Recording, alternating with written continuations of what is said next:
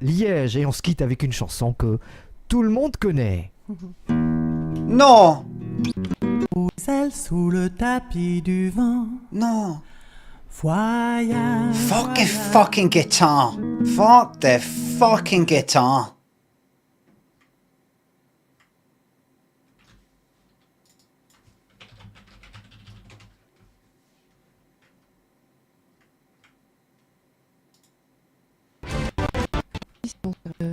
Et me l'ont fait que C'est jamais composé.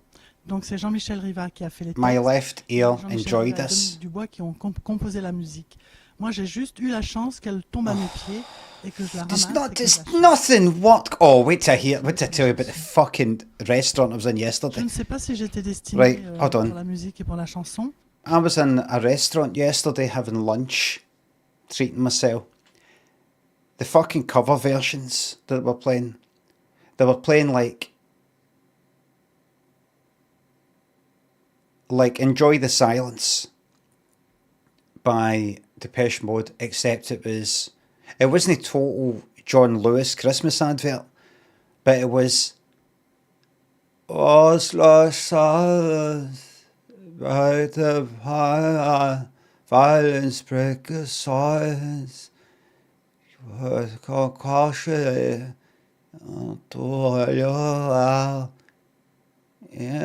to me.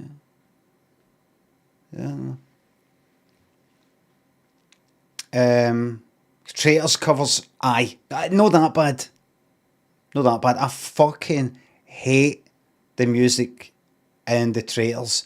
Remind me to talk to you about a tweet that somebody sent me after I said that I didn't like. In fact, I'll tell you right now. Aye, these cover versions were just... It's enough. The cover versions, I might have actually searched for one. You know, like kind of search for a song. Is there a history? I put on my history off. It was... the cover versions in this restaurant, it was one after another, after another, after another. It was like... Enjoy the Silence was like that. It's like kind of 10 accents singing. It's just woke up. Imagine you put somebody through some sort of deep sleep deprivation torture. Well, when they nod off, you allow them to nod off for a bit, but then you always wake them up like 3 a.m, give them a shake, and they've got to sing the song that is written on a bit of paper or they get shot. And you keep that up for a year. They sound like that. It's a sleepy... Was the sound like that, as if... I don't know what that style of singing is trying to say. I think it's trying to say, I'm not going to try that hard to sing, because that's cringe and performative and superficial and technical and wanky. By doing this sort of low effort, technically low effort, what I'm doing is getting to the heart of the song. I'm not trying to perform for you. I know I'm a singer, but I'm not trying to perform for you. These are the words and feelings that are really going through my mind right now, like that. Was I falling back a silence of voice? Oh, did you have the mic on? Oh, were you recording me there? Oh, just... And it was one song after another. Like that. There was a woman singing and a guy singing. It was almost enough. Have you ever been in a restaurant or anywhere where the music is like that? It's so bad that you actually want to send them an email.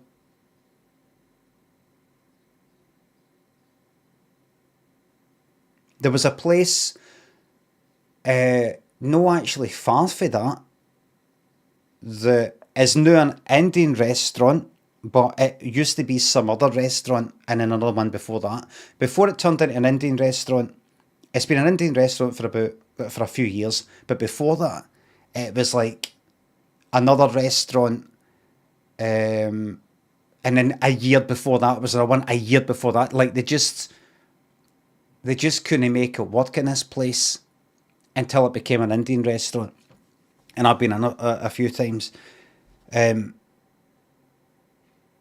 Before it was an Indian restaurant, I went in once or twice. I wanted to like it. I wanted to like this fucking place.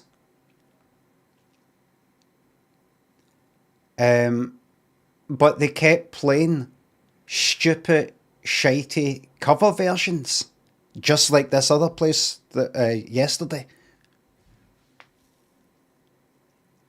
And I could not go in because of it. And I was honestly thinking of sending them an email, an anonymous email, to say, really like your restaurant, but you need to change that music.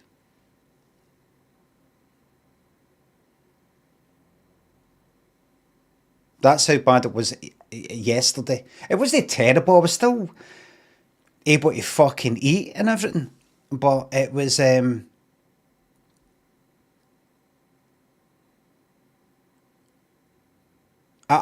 was like, oh, fuck off. I actually... Wait a minute, I think I might have took a video. Was that bad actually? I think I took a video, but I didn't do anything with it.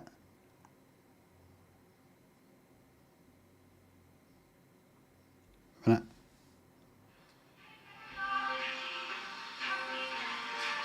Oh, I've heard this a few times.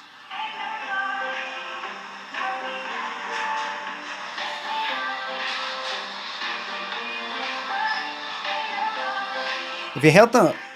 That's actually one I've heard before. That I might have heard that on the radio or something, right? These other ones though, never heard them, and when I googled them, like they got like a couple of thousand listens. You know, it's not like, well, it's just one cover after another, and I thought, I'm not enjoying myself. What are they thinking? I can't be the only one. I might be. It wouldn't be the first time that everybody else loves something and I don't.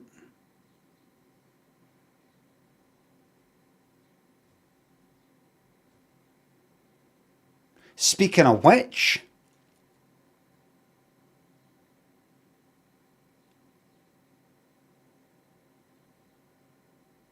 Project Hail Mary. How's that for a segue, as they say? I've never known. I only found out. I only found out on here on this stream that segue. That's the word. I thought it was. I was like, what is that? How'd you say that? I'd see it. I've heard of a Segway, the 2-wheeler thing that you stand on, but I thought it was like seg. I just read it in articles and just kind of like no see it. Sputnik sort of seg. I don't know how. Looking back, I don't know how I actually read things like that without stopping to go, what's that word there? I'm going to look that up. I don't know why I left it so long seeing that word in articles up until fairly recently. and no even bothering to do anything about it. You know, it kind of look up the meaning of the fucking word. I think it's, I don't know how I discovered it. It might have been on the stream. Something got read out, segue, and it was spelt that way. I was like, is that what that is? One word I still read wrong in my head is epitome. And that is just seemingly never gone away. When I see the word epitome, when I kind of hear my internal sort of voice reading it, sort of, it's epitome. Epitome is what I hear first, and then epitome. And I know how to spell epitome. I know what it means. I know how to say it. But just, I can't see that fucking word. Like, get surprised by it. I mean, right now, if I saw it, epitome, because I'm talking about it. But if I've not seen it for a week, and then I read something, and there it is, I'm like, epitome. It's epitome first.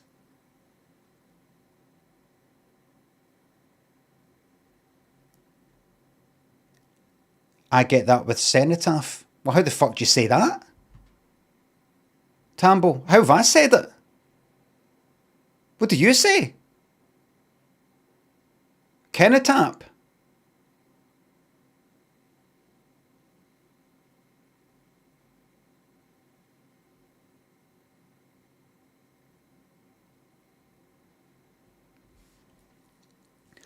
I pronounce it cenotap. Oh, right.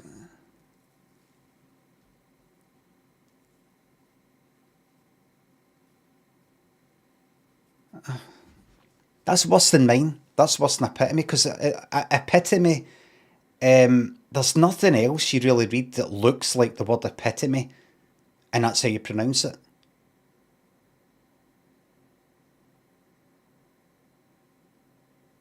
There's nothing else that ends with T-O-M-E, but we pronounce it Tommy. It's always like Tom or Tom.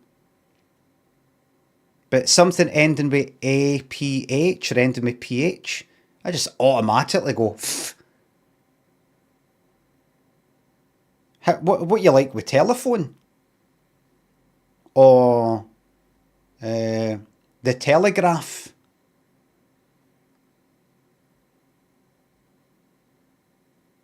Photograph? Are you like that? Graph. Look at this photograph!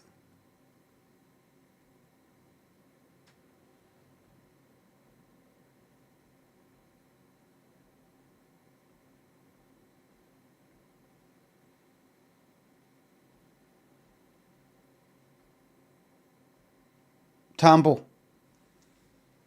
Honestly, what are you like with the word photograph?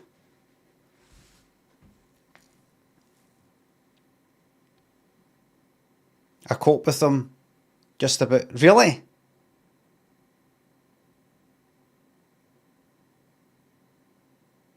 Well, hope you get there.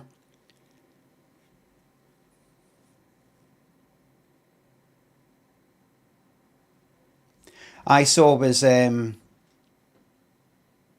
watched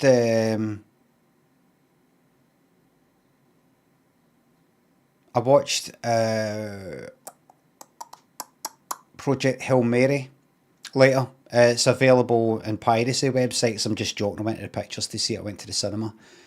I didn't like it. No spoilers, please. No spoilers. People said I just saw random people on Twitter say, go into it blind. I strongly advise you don't know anything about it. Watch it without knowing anything about it.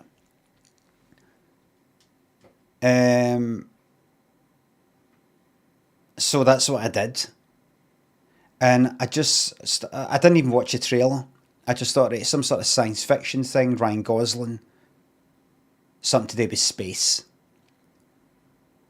That was about it. I didn't realise it was going to be such a sweet, cute, kind of Spielberg-y film, which I like, Steven Spielberg. Limmy, you're at the stage where you need to complain about something. It's a very good film, says Picture House Hot Dog. Listen to this fucking clown here. That's what I had to deal with on Twitter when I said that I didn't like that film. People just like that. You're wrong, or there's something wrong with you, or you're depressed, or but wait to hear this one fucking reply that I got. Wait to hear this. Wait to hear this fucking drama here.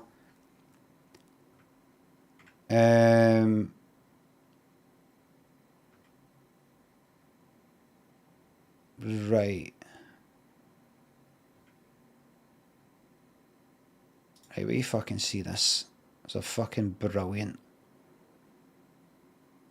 So I said, I watched Project Hail Mary and hated it. 1 out of 5, right? And I fucking did. There was bits in it that I actually hated. I don't know if any of you have seen the film Short Circuit. I saw it. I saw it when it came out. Flight of the Navigator. Batteries not included.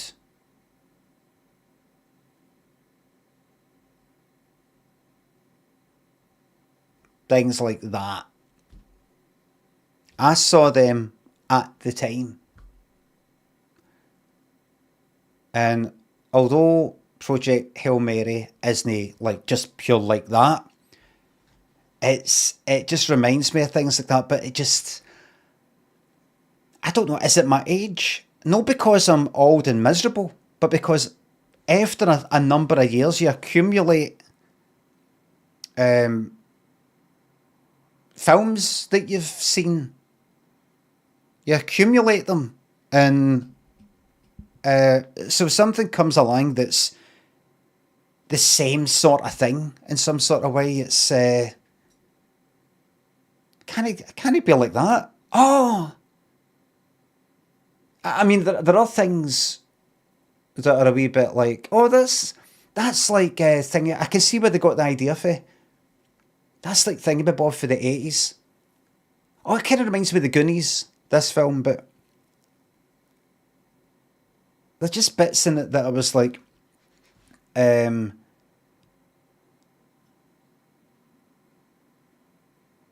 spoilers or anything, right? But you know how you get Data in Star Trek, or you get Johnny Five, is it, in Short Circuit, or something like that. Something that's kind of robotic, or an alien or something. Like, what is it you humans call something like that? And like they make a wee joke, and then they go, I was joking. Do you know what I mean? I didn't really go to that place. I was joking. You know, that kind of thing. Trojan Measure says, I now know why you cry. Fucking, I don't know if there's a bit in it that's like that, but you know, that kind of thing. What is that? Are you in pain? No, no pain. I'm laughing. I'm laughing. Oh, are you in pain? Do you need medical attention? You know, like fucking Is it Hero, Big Hero 6? What's it called? I can't remember. Big, is it, Big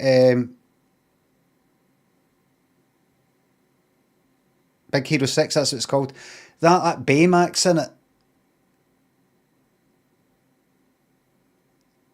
Oh my, I just got a broken heart. Broken heart? I will give you, the big shock thing or something. That kind of thing. I didn't know it was going to be that kind of fucking film. I thought it was going to be, I didn't know, no pure grown up, but no like horror. But it's so like You Certificate. It's so fucking, it's so much like that see if I had watched it when I was even still in primary school or like first year of secondary school, I'd be like, I'm embarrassed that I still like childish things like this. I'd be embarrassed. I'd feel like I was reading, like one of the children's books that's only got 10 pages.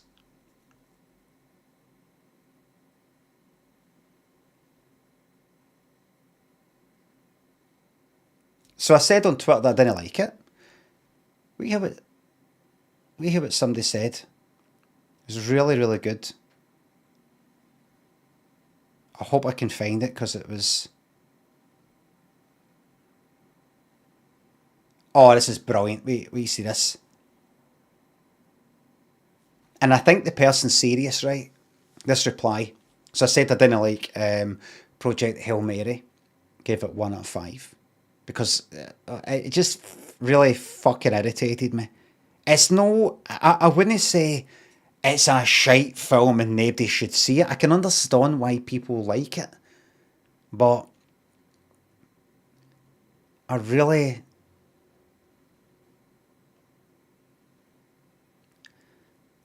So I said I didn't like it. And somebody replied with... And also, by the way, in the same tweet, I said... I watched episode 2 of the new series of The Boys. Absolute shite. 1 out of 5. Right? And it fucking is. To me. It's fucking shite. Somebody replied, your capacity to find no joy in anything has really begun to bug me. It may be the world is so shit at the moment that I need an escape. Something of even a little positivity and, dare I say, fun. I'll get back to you down the road and see how things are. I just can't take it at the moment.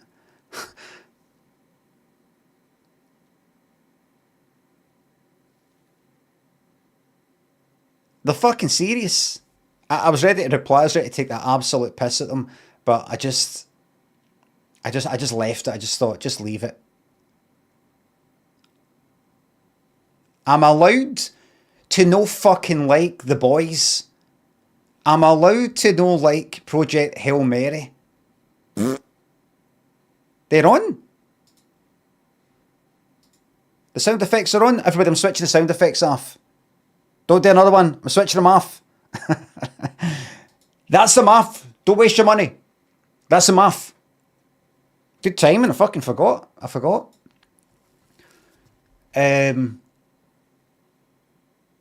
might have been something else I said I didn't like, maybe a couple of days ago.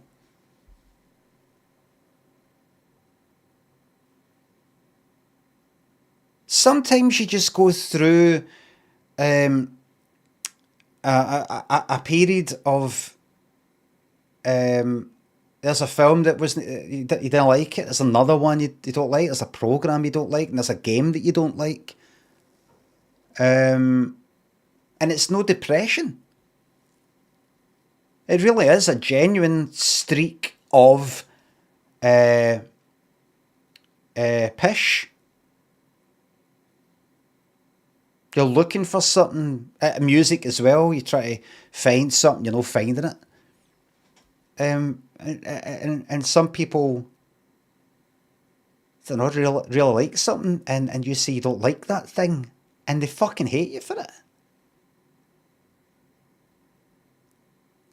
fucking matter with them?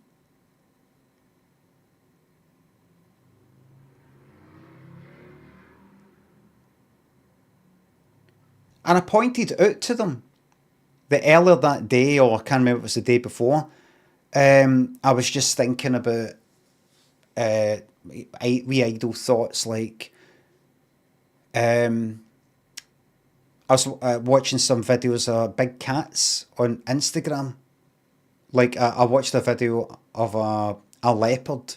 There was a leopard up a tree, and this other leopard got all territorial and fucking just jumped to this stream and ran right up the tree in about 2 seconds flat, and had a fucking fight with this leopard up the fucking tree, and then it fell for the tree, landed on the ground, ran right back up, fell down and ran right back up again. So look at these fucking things. And I thought about, and then because I watch things like that, I get shown more stuff like that, and I was just looking at big cats, lions and other ones just sort of like kind of prowling or stalking or something like that. Even when they're not actually stalking anything, they're just sort of having a bit of fun. And I was thinking, it just popped in my mind, that's right, cats, like many animals, can move their eyes. And then you get birds, and most of them don't or can't. Like an owl or something. It's the heads that move. It's the heads that move, not the eyeballs. Lama says, fuck me. Is that not true? Did I get that one wrong? Right, I've got to stop for a wee second. Did I get that wrong?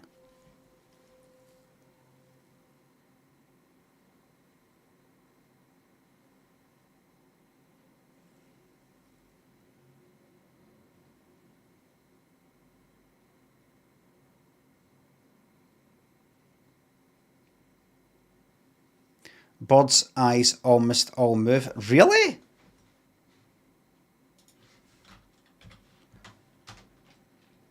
Do pigeons' eyes move? Let's just do that.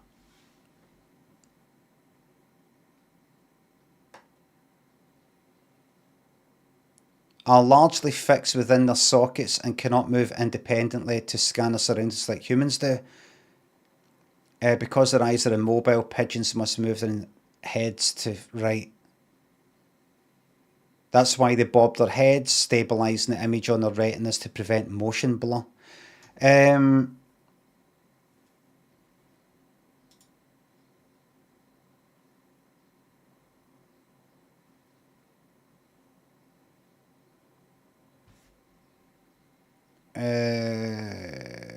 Movement, but no perception.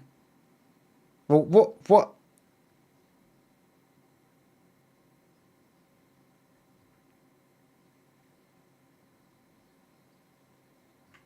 But, you know, you can criticise AI all you want, but how the fuck am I meant to find in all this exactly what I want to know?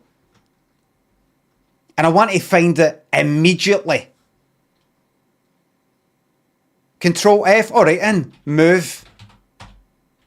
Perception, movement. I already saw that, but that's what they can see. That's what they can see.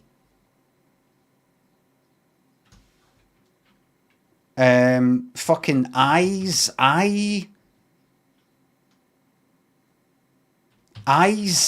Eyesight. What's that? Diurnal birds of prey. What's that? Could that be it? Could that be it? Large eyes. What about retina? Receptors. Objects at a distance. Getting fucking stressed out here. Jesus Christ. Fuck off.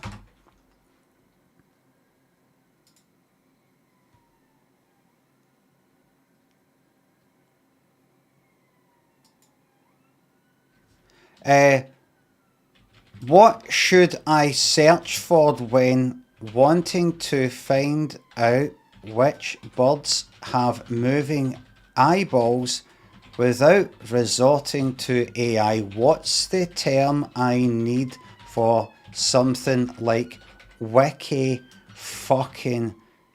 How do you even spell it? Pedia. Alright, so I'm using AI to talk itself out of a job. Ocular mobility or ocular motility. Bird vision. No, I know, but I want more than that. Bird ocular mobility. Motility. Aye, motility, I'll go for that. Yeah, yeah.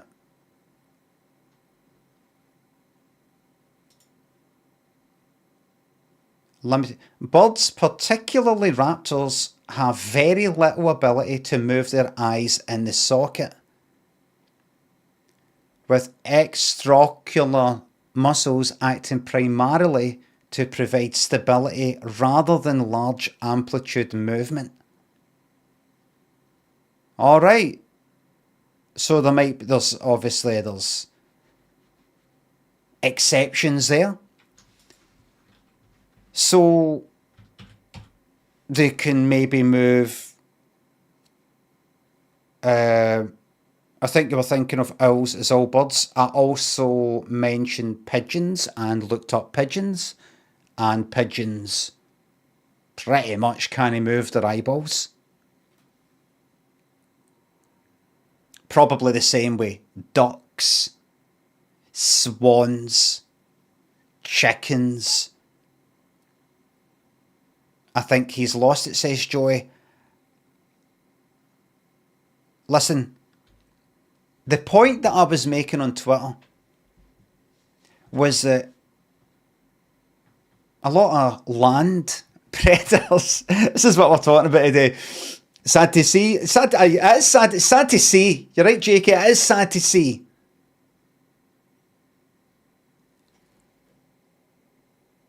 By the way, there's a new sub badge for 90. That's to do with something for 1990. I don't know if you can see it. Probably doesn't work. Probably shite. Here it is. Oh, it doesn't work. What's going on? Is that? Oh, it doesn't. I can't see it. I have to refresh. Hold on, refresh.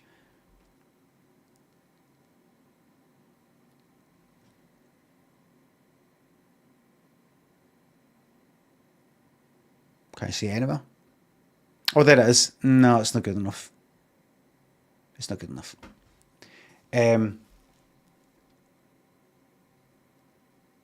The point I was trying to make on Twitter, I was saying to people that I tweeted earlier that day or the day before or whatever it was, that I do have fucking joy. I was taking joy in watching these videos and thinking to myself, you got us right like this.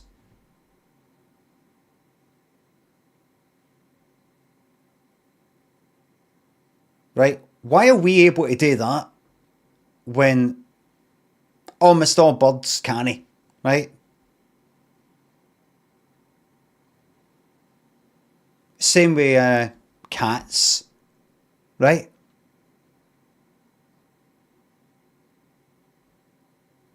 Right? But then you said birds don't need to keep still. No, I meant in the context of the thing that I was saying, which is in terms of... If I'm wrong here, you know, I'm happy to be fucking wrong. By the way, to everybody who's sub no rest, I'm going to say thanks. I'm going to say... I was wondering why that is. I wonder if it's something to do with hunting, predators, things like that. What predators and animals like that need to do in order to get whatever it is they want to get. And certain animals have maybe evolved where something isn't needed. It doesn't really evolve in that way, and where something benefits them, it evolves in that way. natural selection or that sort of thing, right? So I was just thinking about, like, you know how you got like a lion or whatever, and it can move its eyes. It can look about without moving anything else. And that can be very beneficial, where it's wanting to stay rock steady and no be seen moving, but it wants to go like that.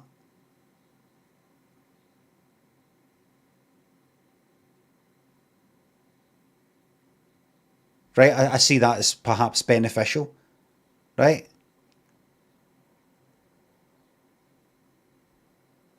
Right? Why have most birds not got eyes that move like that? Why is that? Why? I was thinking to myself. Why? And I was thinking because they sort of don't need to. They don't need to. They're too busy fucking flying about. If there's something that they want to hunt or whatever, then they'll fly down and fucking get it. They can fly down and they've got a kind of element of surprise. They can fly directly from above or something like that in a way that the ordinary land animals can't.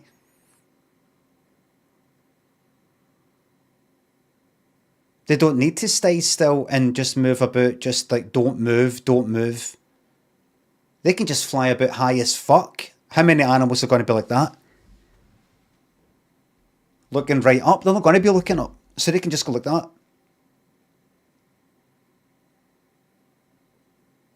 They don't need to, like, you know, do you know what I mean? Do you know what I mean?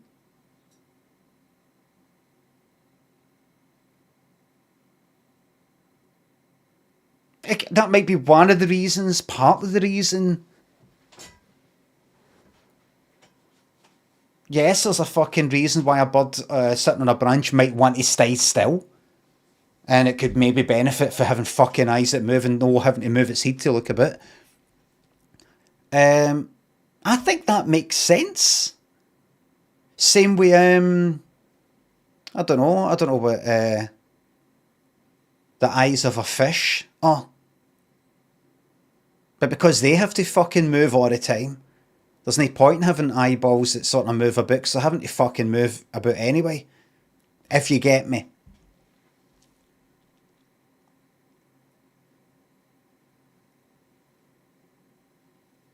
I'm sure there's some ones that like to stay still and no do fucking anything. Now you're explaining it a bit more, it does make some sense, but what you wrote was madness. Not madness at all. Not madness at all. What it is on your part, I believe, is willful misunderstanding. Willful. Jack says you need a job. This is my job.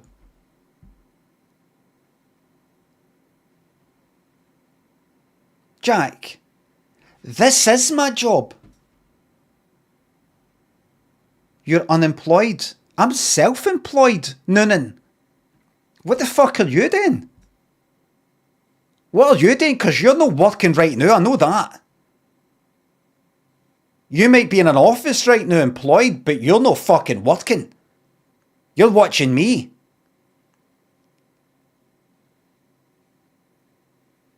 You should be unemployed. You should be getting sacked. Same goes for fucking Oyes. I'm the only cunt here, by the way, who's actually working.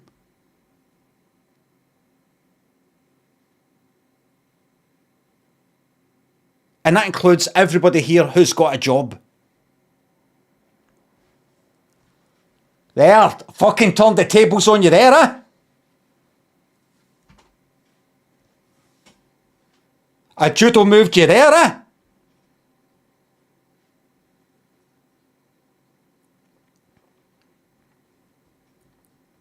I'm really happy. I'm really happy with that.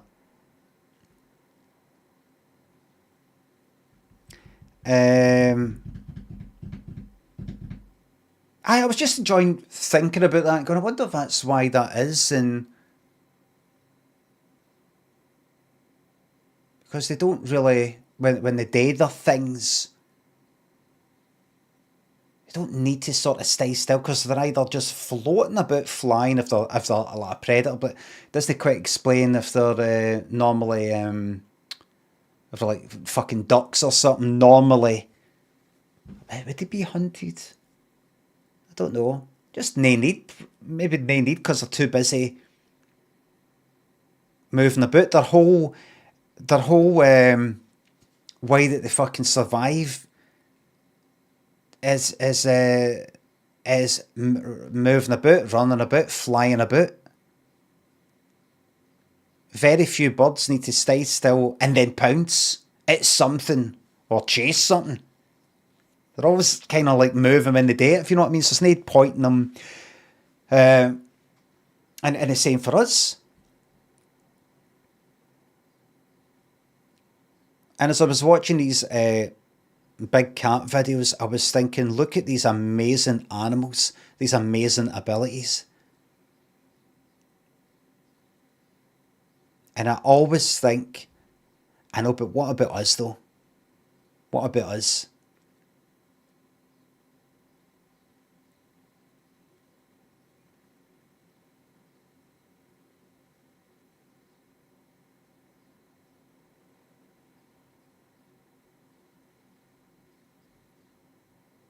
We are the greatest, aye.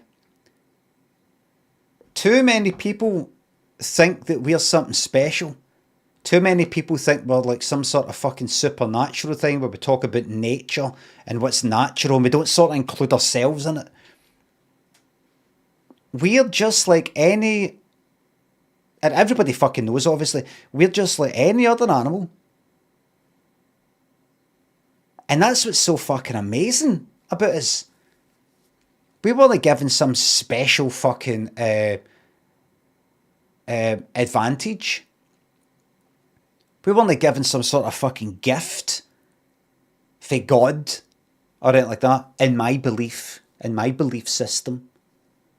We didn't find something. We didn't fucking find some sort of magical fucking thing that landed for space and we were the first to get to it.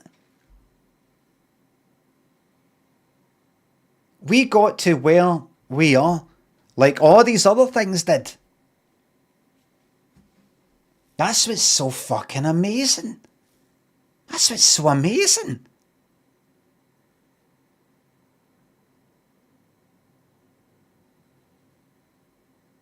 Look at this. Look at this right now. Fucking pixels on a screen. Screens, pixels, LEDs. Words to describe the things, ideas, and fucking everything. Look at this. Look at this fucking thing that we've made. Got to be parts and fucking hell.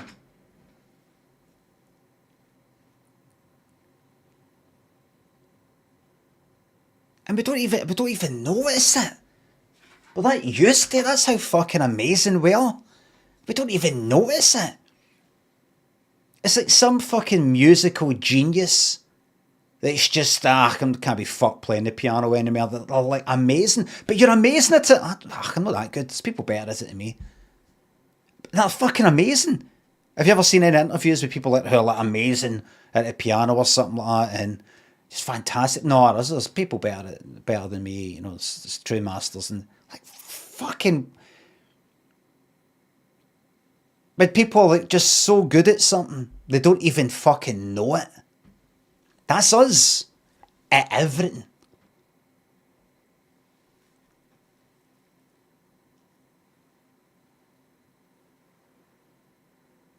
No other animal has devised such ingenuity and cruelty. It says Don't Look Spins.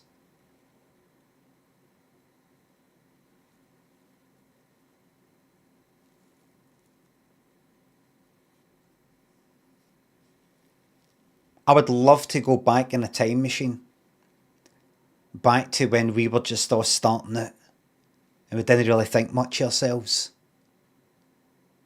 Getting swallowed up by saber-toothed tigers and things like that. Getting chased about by mammoths with tusks up our arses and things like that.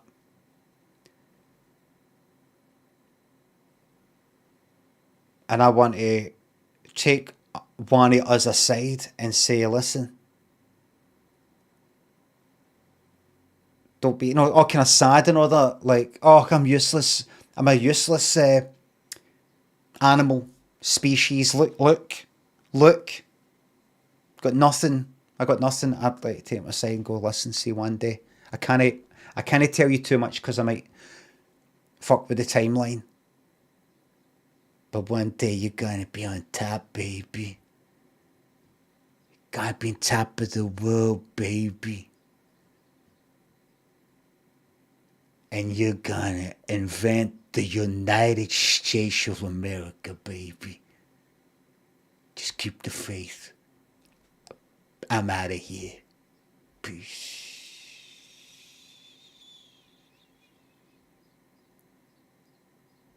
Kid, you got it all. It's already. I'm out of here. Peace.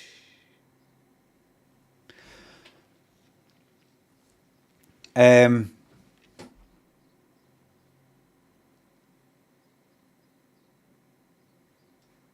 get joy in things like that. Oh, I watched, no spoilers please, I watched Marty Supreme. Despite Timothy Chalamet kind of putting me off, it just, not got much against him, but just, I've seen the interviews with him talking about, I want to be the best, I just want to be the best actor kind of part. And it puts me off him a wee bit. It makes me think about Timothy Chalamet when I see him new, rather than whatever the character is he's trying to be. So I tried to put that to one side, and I watched Marty Supreme, and I liked it. 3 out of 5.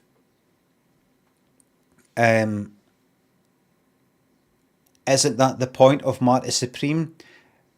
Pete, I don't know if you heard what I said correctly, but I said that the actor Timothy Chalamet, who portrays that character, himself talks about wanting to be the best actor. So that's not really the film's not really the point of him. He's an actor being a character.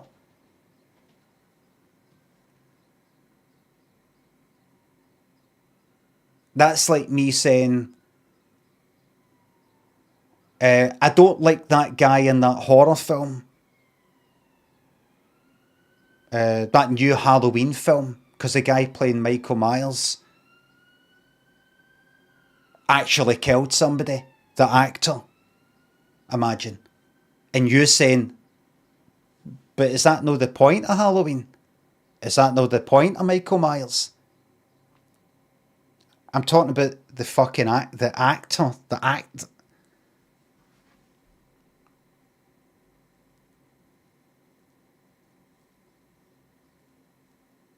That would be good though. It would be good, aye. That would get a wee kind of... I liked it and everything, but I'll tell you what I liked most about Marty Supreme, and I'm going to come across as a right wank here. You know what I like the most about it? Let's see if you can guess. Not the music. Not the third act. The editing, says Ryken, the editing. It was the editing that I liked. I was noticing the editing. A lot of stuff, a lot of like with Limmy's show or things that I've, like Limmy's homemade show or anything I've made myself, the difference between whatever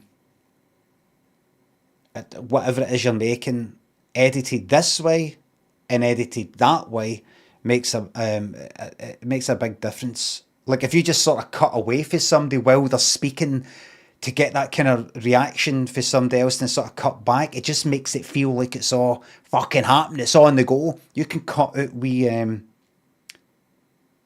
facial expressions, we blinks, we hesitations that make the difference between something look like absolutely fucking spot on and not quite what you wanted. You might see a look in your face and you sort of, you gulp, or your eyes look a certain way, or you blink or something, or you just simply are looking at your face for half a second too long, and you chop that out and it just gives it a feeling that it's all fucking happening. It's all it just makes all the difference. It can make, and I'm being a right wank now, but you know, it's like almost one of the trinity of a good performance. Not just the acting, not the directing, but the editing as well. The acting, the directing, the editing. That's part of, I've just came up with this, the trinity of screen acting. The trinity. Not the writing.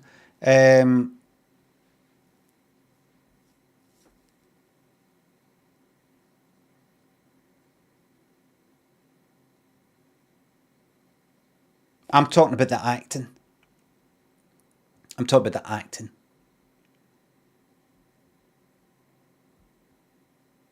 Not the filming. I'm talking about the acting.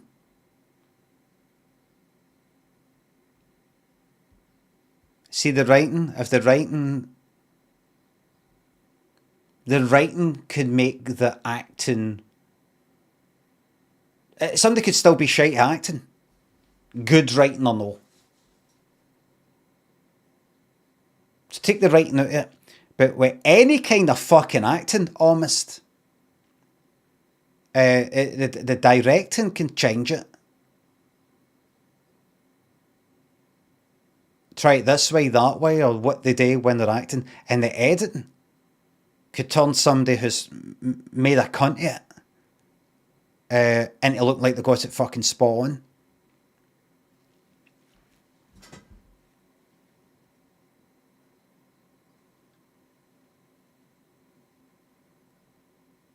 So I was noticing the editing. I was noticing he's kind of talking off fast, and it's sort of like cutting away, cutting back, cutting away, cutting back. I liked that, but just kind of 3 out of 5 because something about it sort of wasn't that into. Kind of wasn't that into. Sort of didn't care.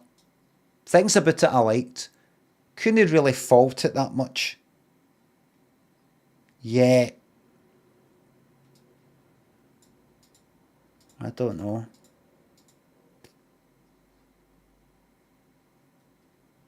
Brian Wilson says, I thought it lost its way in the second act a bit.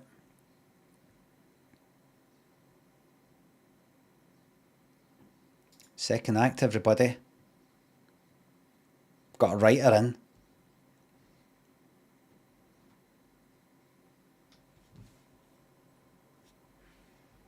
Aye, the middle bit. Alright, the middle bit.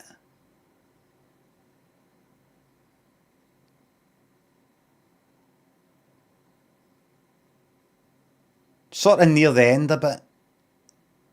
Kind of first half hour or so. Last half hour. Run about the middle. Stop gatekeeping technical terms, Limmy. No, I won't stop. I've got some thank yous. Jasky Scovern thanks to subs. One of the streamers of all time, thanks. Kiwi, Vicious, Power, Retzel, Des, Just Kratinese, Toilets, Glavinio, Mr. J, Dirty Mullet, thanks to subs and bits. I'm reading all these messages, by the way. I think they're fucking hilarious and brilliant and touching. Chiposaurus, Mr. Duck, TLK, Higgy, Bugmuir, thanks to subs. Do you use Amazon Luna for cloud game? Of course I fucking don't. GMAC, Spook, Yucky, Geng, Bads, Halric, Kato, Nessa, Sunrai, Her Basicness, and Husey, thanks to subs and £3. I just suggested you have a look at Pragmata in my sub-message based on your comments on Project Hail Mary and similar stories. I reckon you'll absolutely fucking hate it. Should make a great stream game. Oh, right. Right, hold on. Pre-purchase. The game doesn't exist, mate.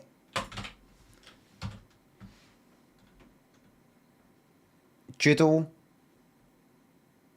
I don't use a filter, this is the real me. Judo, Mega Man, and Rhubarb.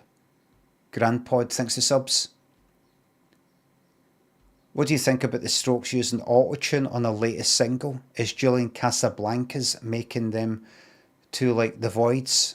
As you can probably guess, I'm not interested in anything like that. Wesley, Joyous, thanks to subs. I'm glad to hear it, Joyous. Pat the Baker and KP, thanks to subs. I'm not going to stream Slay the Spire 2. And I'm also not going to... I mean, I was actually thinking of getting it the other day. Yesterday, I think. I was going to get it just to play it off stream. But you know what I ended up getting? Factorial. I thought I'll get that. Because I don't think it'll be a good stream game, but I'll play it off stream. And I started playing it, and I was doing a bit of the tutorial, and it is really like 2D satisfactory. I got a bit into it.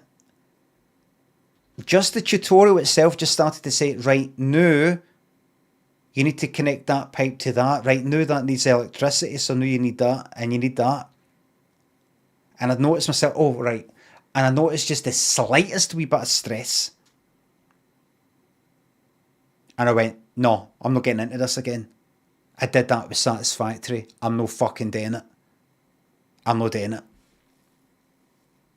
And I just got a refund. I'm not doing it. No. No.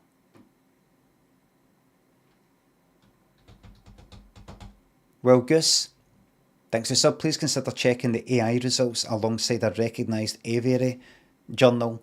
Accuracy matters. I will. I'll do that after the stream. Fandan and Otknife, Paula, thank you very much. Thank you very much. Egg Renaissance, what's your favourite eye movement animal?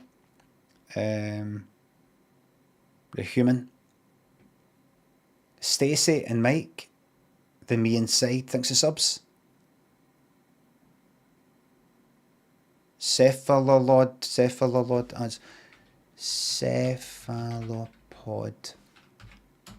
eyes.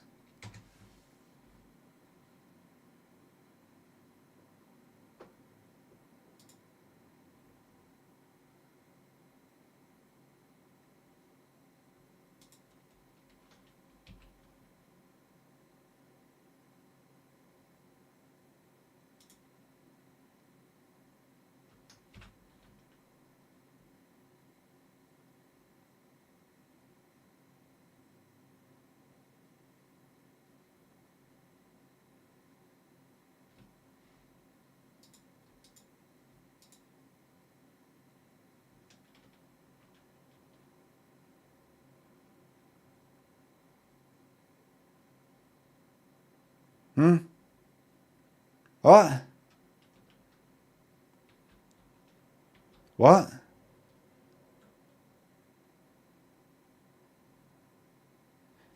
Oh, the structure is basically the same as a human, but without the optic nerve making a blind spot. But we've evolved them separately. Very interesting. Right.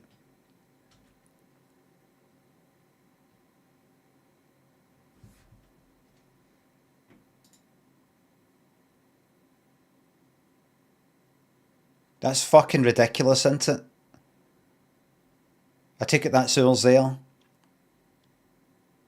And there's the optic nerve where there's like fuck all happening. Gets in the way.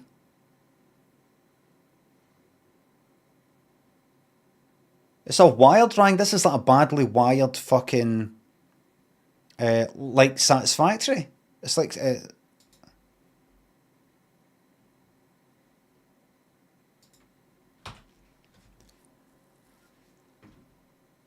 Govzilla, Boblin, Gav, thanks for subs.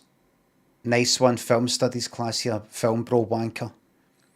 Except I am able to actually speak for a position of some authority.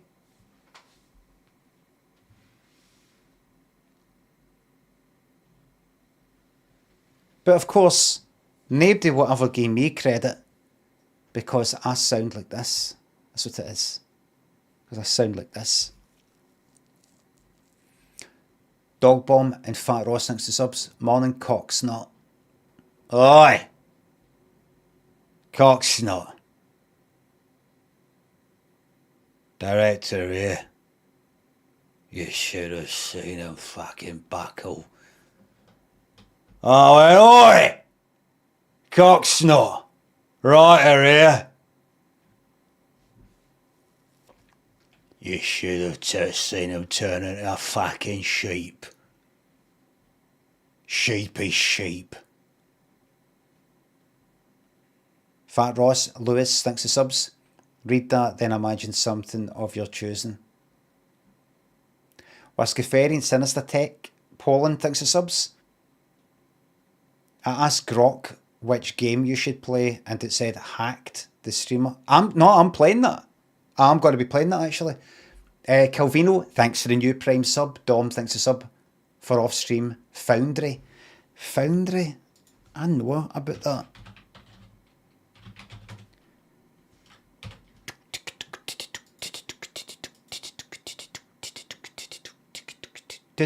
Is this early access? Nope. No thank you. No more. Recycling, thanks for sub. Not going to try and be funny here, you're the comedian. No, everybody's got a bit of funny in them.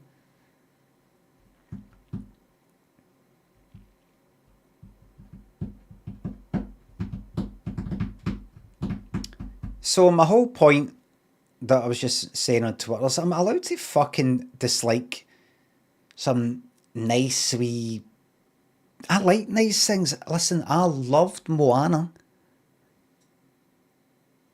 And various other Pixar sort of things. I'm not some sort of fucking cold-hearted, unfeeling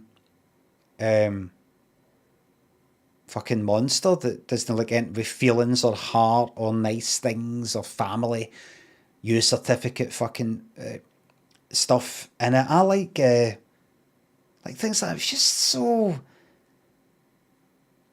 There was another film that was like Project Hail Mary, not the same sort of thing, but just dead, like, almost kind of dated. I remember thinking the same. See, with Ready Player One, and I didn't hate Ready Player One. A lot of people seem to hate it. I didn't hate it, but see, like that bit in Ready Player One where he meets this woman in real life that he only knows online. And he meets her, and she's good looking, but she's got a birthmark, and she sort of hides it. And he's like, hey, you don't need to hide that. You're actually really beautiful. You know that? Was there no something like that in the film?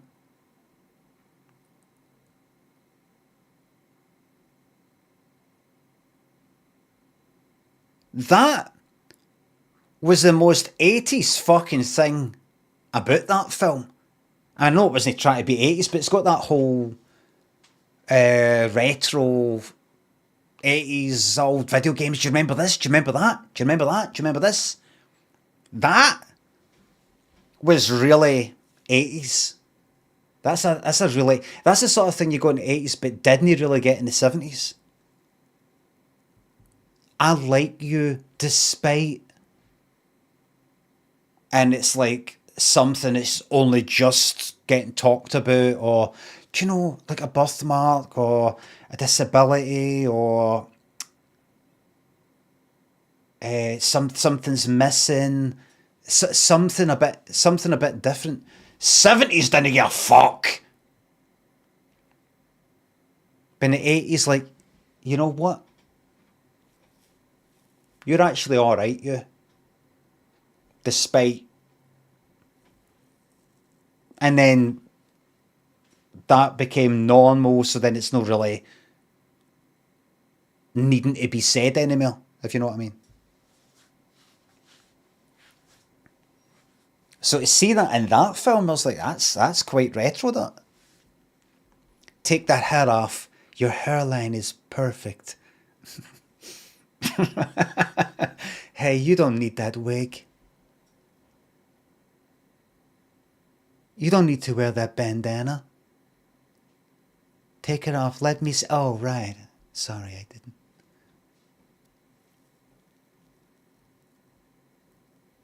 Well, Cam, thanks for sub. Did you enjoy Interstellar? No.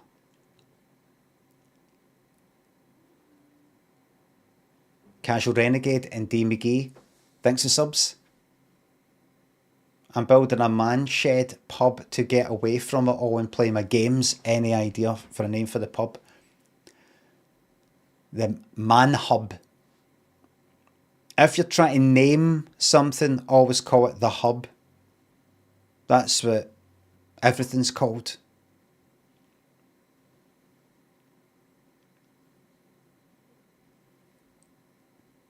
The Banter Hub, aye. Amma, thanks for accepting the sub.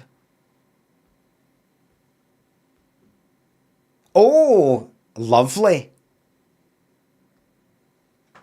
Enjoy your... Did you hear that crack there? I might be getting a bit of fucking surgery myself, if you don't mind me making a bit me. I'm not getting lined up or anything, but my fucking hip. First it was my right knee. Now the hip is sore. It actually hurt me to fucking sneeze the other day. I sneezed on the fucking couch. No, sneezed on the couch. No, it was on the couch. I was on the couch just lying down and sneezing. It fucking hurt my hip. And I'm like, right, I think it's time to go to the doctor. I just thought, I'll wait. I'll give it a year. If I've got some sort of ache, pain, that there has been sore ever since I kind of pushed it with the chin-ups. That's sore. And I've not got a lot of strength if I sort of move. There's a certain way that I move and it hurts. That's been longer than a year. The hip's longer than a year. The knee's been about 15 years now, but they kind of did a scan for that and it's something's torn. I'm going to go in. I'm going to go into the doctor. I'm going to say, right, let's get it all done on the one go. That, and that. The left knee seems a wee bit weird as well. Maybe something to look at. And this as well. I want the names for all these things. I don't want to go away after this and go, you said I've got a kind of maybe something. I want sent to all the experts. And I want to get told, you have this. We could operate, but it might make it worse. Or we can operate and it'll make it better. Or wear this thing. This is how to prevent it getting worse. I want it all. So it's time to get it sorted out. It's not a huge big deal, but I can tell there's something no fucking right. For a year. I can't run. If I run, my knee's sore for a few days. I mean, just like a wee jog to catch up with somebody.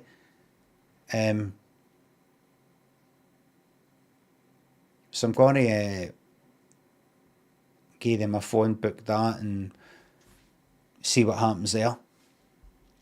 Remember my dad had to get a hip replacement when he was whatever fucking age 65 or something.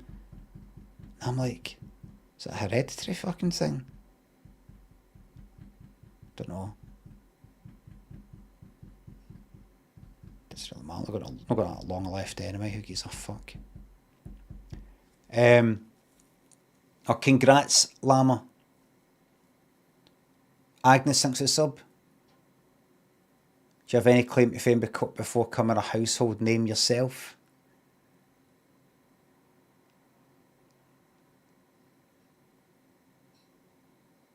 What is a claim to fame anyway?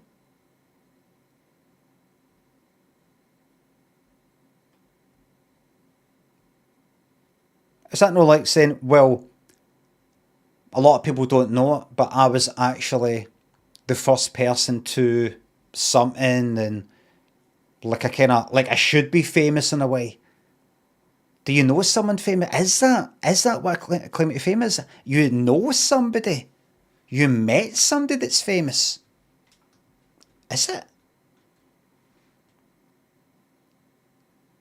Is it not that you've done something that you kinda should be famous for in a way? I've actually got a bit of a claim to fame myself. Do you know that thing that's on top of that thing that, you know, people go, but that spray paint? That was me. I did that when I was 16. That was me. Is it that kind of thing? Both. How? Claim to fame. Is that not like saying, I want to claim, I'm able to claim some fame?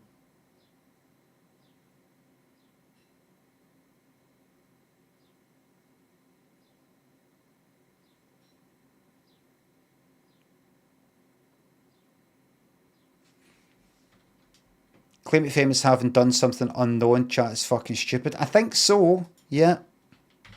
Claim to fame. Meaning. A reason for being regarded as unusual or noteworthy. The town's only claim to fame is that it is the birthplace of Elgar. There you go. That's what a claim to fame means. Basically what I said. A lot of yous think that a claim to fame means, oh, so I waited outside the stage door and I got Thingamabob to sign a picture. I got Daryl Hall for Hall and Oates to sign a picture of himself. That's my claim to fame. That's what yous think. Does anyone think that? Yes, a couple of people said up there. All's Walls was one of them. All's Walls says, every time I've heard someone say claim to fame, they were talking about knowing someone famous. So what we've got here, All's Walls, is you're wrong.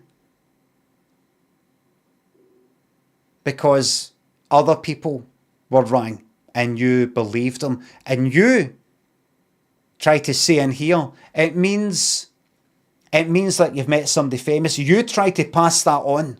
You try to pass that ignorance on down the chain. This is where it ends, mate. It ends here.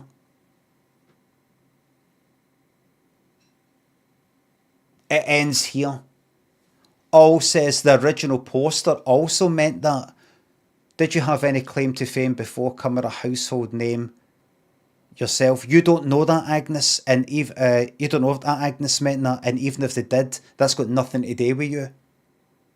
You were wrong. Now you're trying to pass it on. But I want to pass it on to Agnes. No. You. Accountability is happening here today, All's Walls. Here today. We're not looking at Agnes. We're not looking at the people who have said it to you. It ends with you. You're doubling down. Don't double down. Just say, the buck stops with me.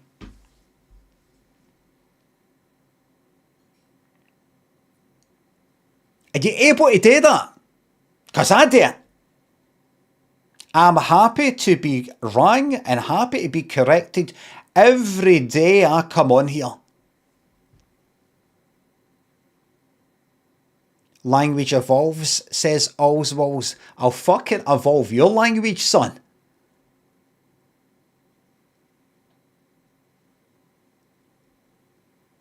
You won't be able to fucking speak by the time I'm finished with you, son. That's what I meant by that. Because I'll put you in fucking hospital, son. With a broken fucking jaw.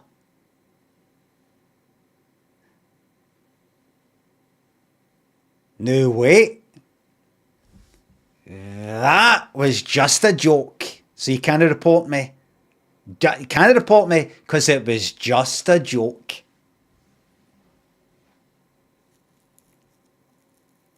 But Limmy, you can't go about throwing about these sort of like threats and just say it's just a joke, just a joke, just a joke. Yes, I can. Because I'm a professional comedian and satirist. I have a license to no kill, no ill. Thrill.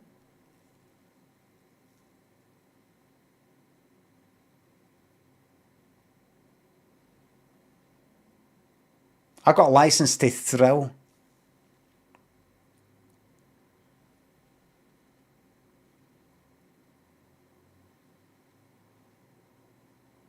I'm a jester. One of the oldest professions.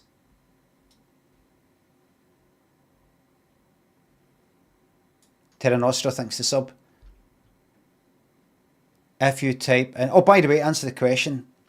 Any claim to fame before becoming a household name yourself? There was that thing that I've said before, Glasgow Underground signs. Summer in 1995, and I'm happy to be fucking wrong about this, by the way. I don't think I'm wrong. But if I remember correctly, and I'm not completely inventing this because I've been wrong about many, many things in my fucking life. There it is there. Probably can't see that very well. Visit. Can we get a bigger picture than that? Absolute shite. Old. But not that old.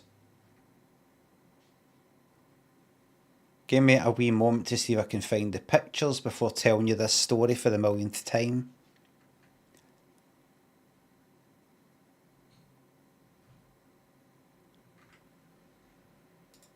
Fucking shite. There's that one again.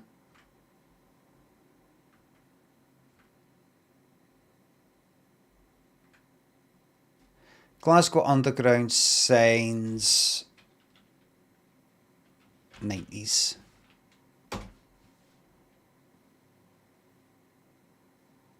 Glasgow Underground 1990s.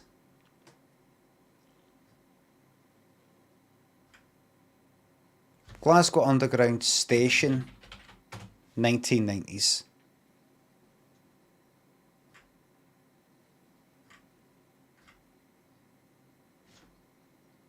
That looks alright, that one maybe. Maybe. 2000s. Don't worry, this is really, really, really, really worth it. Imagine I was wrong about this. I wouldn't be surprised if I was fucking utterly wrong about this. It'd be typically fucking embarrassing.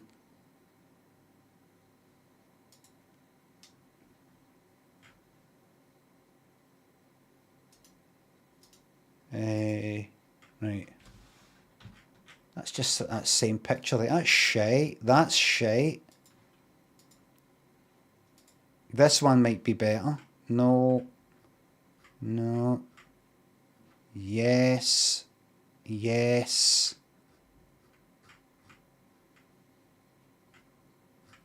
No. Possibly. Right. Right. That looks alright. Right, I could be wrong about this. I could be wrong.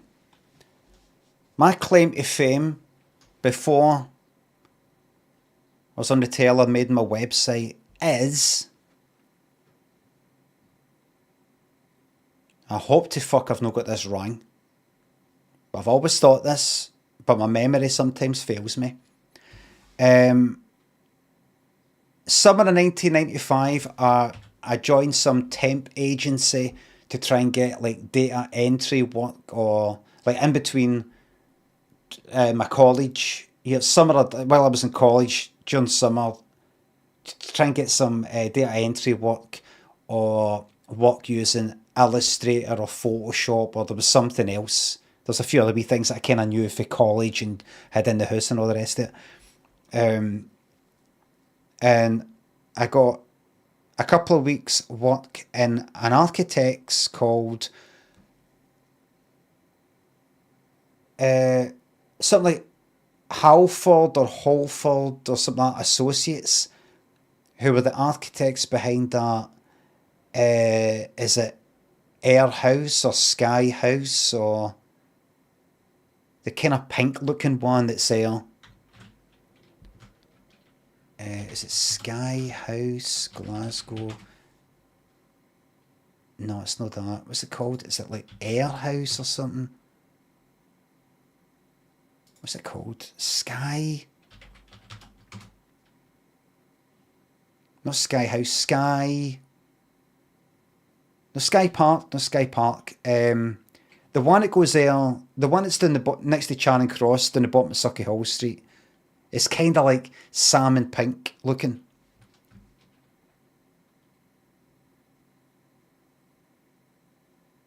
Might not be called Sky. It's something like that. Tay House. Tay House. Is that what I'm getting mixed up? Because it's like a place like the River Tay and the Isle of Skye and that kind of thing. It was this place. Aye, they did this, right? At some point, right?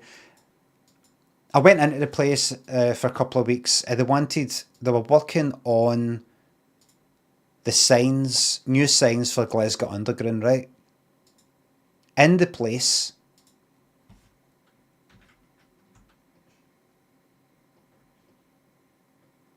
I can kind of see it there, right?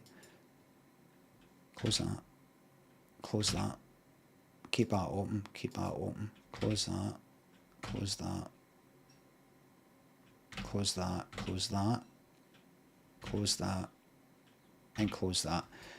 In the place they had this on their on there was like they had made it. They were architects, right? And I went, oh, did you say that? Oh, I'd really like that building. And I did like it. Don't kind of like it now. I don't like the colour, but I see this whole sort of pipes on the outside, slight kind of Pompidou centre, white, I don't know. Seen 1995, that was still a bit kind of new looking to me. It's overdone to fuck now. The whole glass metal thing. But and when I said to the guy, like one of the bosses, oh, I really like that. They went, oh, really? As if everybody's been like that. Fucking horrible. Anyway, they were working on new signs for Glasgow Underground, and I was on Illustrator or fucking Aldous PageMaker or something like that. Fuck knows. And they wanted me to make that based on a sketch thing. I can't remember if any of them started with the font or anything. I can't quite remember. But my memory is And honestly, it used to be in the past I would just say this is what happened, but there's been many times that I have thought this thing happened. And then I find out not only did that not happen, I wasn't even fucking there. Right? But so my memory is that I didn't know how to do arrows in whatever it was I was using. I don't know if it's PageMaker or something like that, or Illustrator. I didn't know how to do arrowheads. I looked a bit for it. I didn't know how the fuck to do it. So what I did was I did a line, like a kind of rectangular line, right? So it's kind of flat at the end. And I did a line coming from the left and coming from the right. And I just did the corners of these rectangles, just sort of like touching the one at the bottom. So they didn't actually come to a point, because they were just made of rectangles, if you know what I mean. So basically, this arrow was flat at the bottom. And I vaguely remember saying, so you okay with that? Like, they were happy with it. I didn't do the whole thing. I think I was there for like, what, I maybe made a few of them. I can't remember. They were going to put in the wee symbols, or I can't remember. But the arrow, I remember not being able to make a fucking arrowhead. And so you can't quite see it there, but that's flat at the bottom. It's flat. And that's because of me. That's my claim to fame before I did my website or the telly stuff or whatever. The signs here, the arrow is flat at the bottom. Because I was incompetent, yes.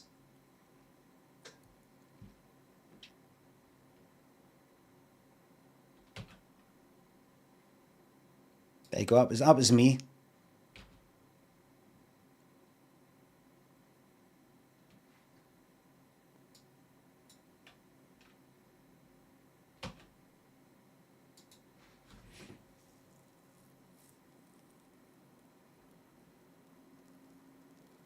Ludders and Chateau, thanks for the subs.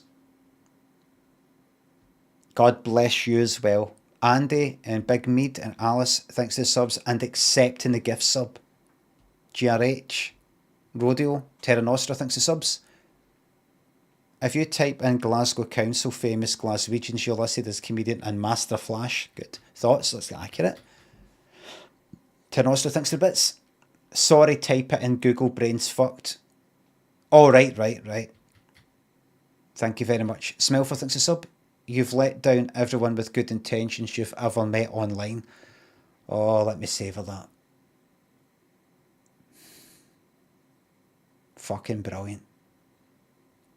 Oh, do you know why I'm savouring that?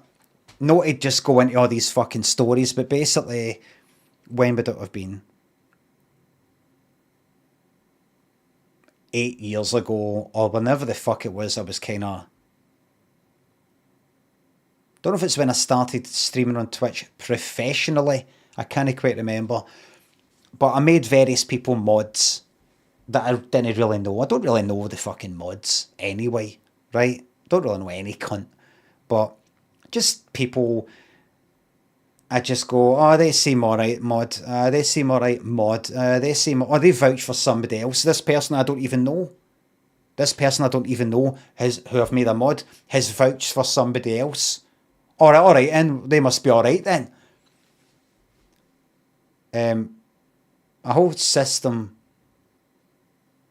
pyramid of cards. And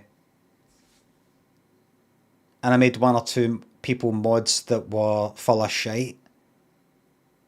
One person was really on a kind of power trip sort of thing, where they were talking about this person should be banned because they were in the stream in the chat of somebody else's stream who is banned. So somebody I was told about, this somebody who's kind of dodgy. They've done dodgy things, said dodgy things in somebody else's stream, so they should get banned. And I went, all right, and I banned them. Then I would get told this person was in their stream, this other person was in their stream, and like in the chat, and they're like dead pally with them and things like that, and criticising you, and siding with that dodgy person, and they're on that dodgy person's side, and they're good pals of that dodgy person. They're basically that dodgy person. They're basically the same. And I'm like, what? I mean, I don't know. It's just that they seem all right to me. They've always been all right. They might have been all right with you, but I can assure you that, all right, aye, all right then. Ban. Because I didn't want to look like I wasn't fucking taking action. Like I was kind of doubting stuff and wanting a bit more, you know, like, what is it? So they said what? They did what? So it became a kind of 6 degrees of separation thing, but kind of like that a wee bit. Where you got the main person who's to get banned, and then you got like the people who are really, really on our side, pals and all that, they should get banned. And then you got people who just sort of still go into that person's stream, they should get banned. Hold on.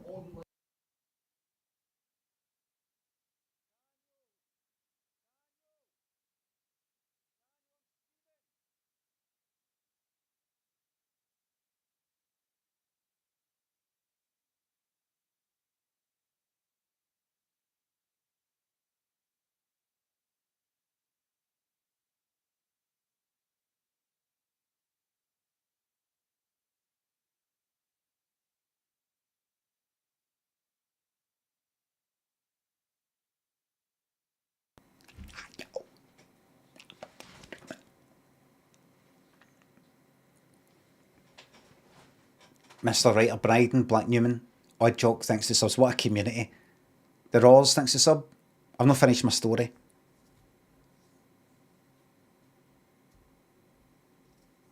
Begrudgingly, she's Slovak, your wife. Begrudgingly watching your streams helped her understand Scotland and its rich and vibrant culture. It's me, Maria. Thanks to sub. Thank you very much. Household name? Mm-hmm.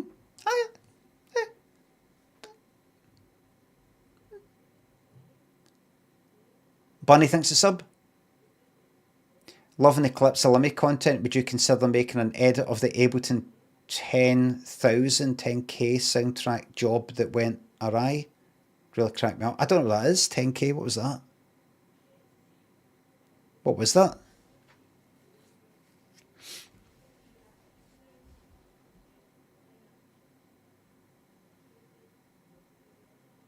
Geordie thinks of the bits. I feel today's the day you get famous properly. This stuff is genius. Do you? Do you? No question, just do you? I don't know. What? When you made a bit to soundtrack Stranger Things for 10K. Oh, vaguely. Do you? Do you mean do you? You do you? Because it's no question. Smelford thinks it's sub. You've let down everyone with good intentions who I met online. Aye. And it's like a couple of mods that were sort of pally with each other, and there was this other one. And then, like, honestly, the people are fucking... I banned half of the fucking internet for my stream because of these mods and taking their word for it and kind of like in fear of... I'm not taking these any kind of 6 degrees of separation sort of things seriously enough. So I just honestly, it was like ban to be safe, ban to be safe, ban to be safe. And then I just and people go like, why am I banned? And well, it's just because they were said that, you know that person's dodgy and that you're kind of pals them, defending them and sort of saying things about, no, there wasn't, and that's not what happened. And well, just that, well, because fuck, what have I done? What the fuck have I done? You know, kind of like, what is going on? And it wasn't good. And then eventually I heard dodgy things about one of the mods, nothing pure dodgy, but just that they were full of shite and making stuff up, and it was like a kind of purge. It was like a fucking terror. One of these things you get in some country that lasts like 50 years, some sort of terror. Where everybody's fucking shiting themselves, the people are just sort of getting pointed out like that.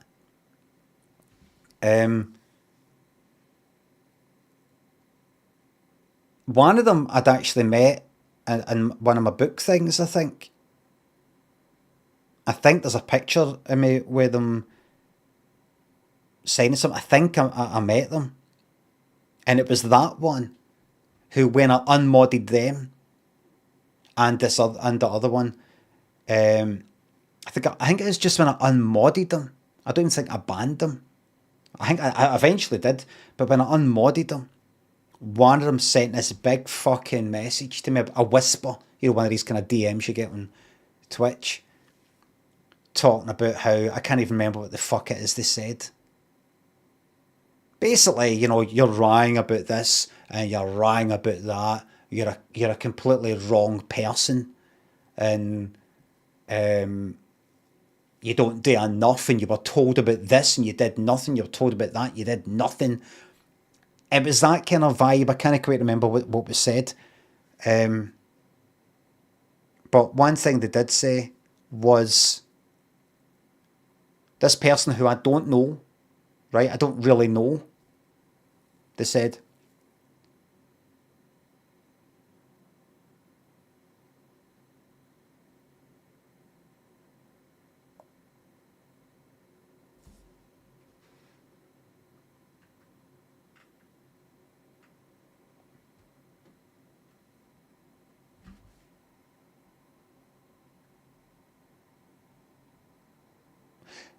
you've let down everyone with good intentions you've ever met online.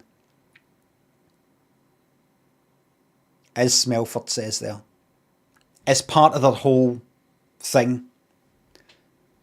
You've let down. I wish it is. Somebody had it. I remember somebody posted it in my fucking Discord, which I thought, it's a bit weird they've kept that whole time, but have I still got it? I think I actually downloaded my Twitch history. Like, you can download your whole, like, message history and stuff like that, and that was there. You've let down everyone you've ever met online. Anyone with good intentions you've ever met online, something like that. I've had that part of somebody else. There's somebody else that I banned. It was never a mod, but somebody that came in here quite a bit, and then I banned them because they're after Heat and evil.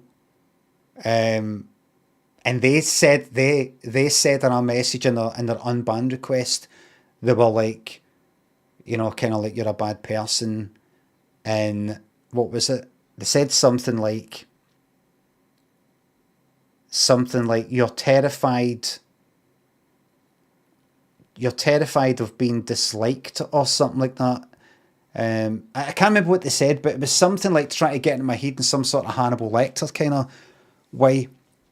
Like, you don't take action with things or something because you're terrified of being disliked, and that's pathetic and all that kind of carry on, as if they're like this really strong.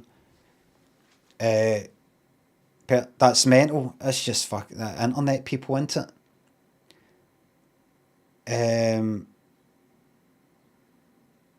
As if they're really strong-minded and uncompromising and speak the truth. that was the same person who I remember mentioning a while back, who I clocked him on social media somewhere, I think, and they were talking about how everybody's fallen out with them and how they just want back, you know, into socialising with people, and they should be forgiven. Like they're falling out with fucking everybody. And I did think to myself, one of the many things I thought was, how's that no really caring what anybody thinks about you thing working out for you?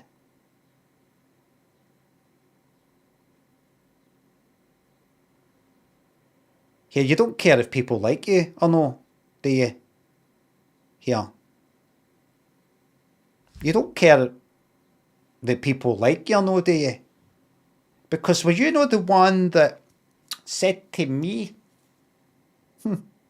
maybe we're getting mixed up. Anyway, sorry to hear that. Sorry to hear your bad news.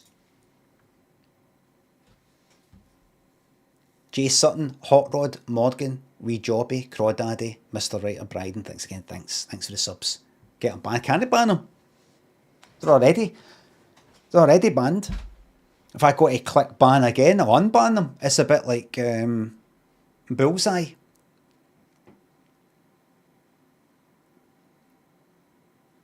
Stay in the black, keep out the red. There's nothing in this game for two in a bed. Was it the other way around? Was red good?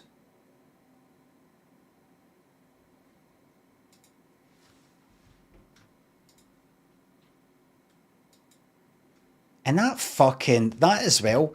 I watched no spoilers, please. What's the name of it? The Housemaid. Watch that. No spoilers.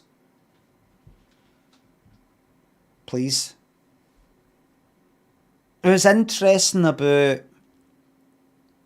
quarter of the way in or something. Halfway in maybe. I was like, oh, I wonder where this is going. And then it sort of started to really explain itself. It's difficult to tell you what I'm talking about, but then things happen, right? And then, oh, right, I see. And then, I mentioned it on the stream before, and then things happen. I'm like, but that wouldn't fucking happen. That can't happen. How could you force somebody? Because then they would just be able to like use that fucking spoon there to just sort of get themselves, like just. I think I tweeted that. Maybe, I'm not quite sure. Maybe, I don't know. But I'm just trying to work out why people are so depressed at my reviews of films and programs that I don't fucking like.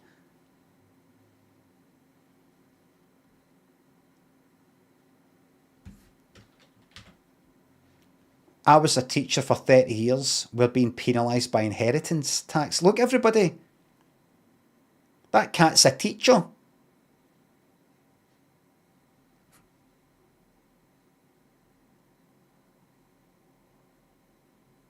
I'm being daft. It's the guy that's a teacher, but when he says we're being penalised by inheritance tax, he's talking about him and the cat. I was being silly there. He's obviously the teacher.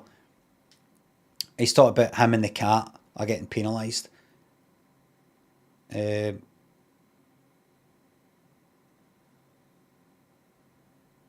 Imagine being a cat getting hit with fucking inheritance tax. That's a fucking joke, that, isn't it?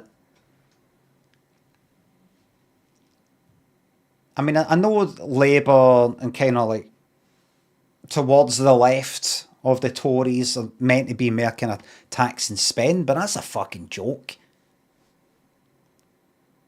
Is a cat going to get that money together?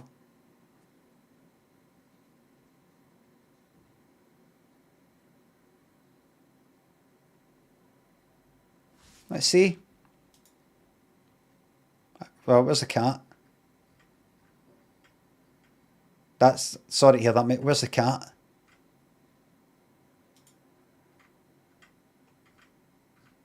Alright.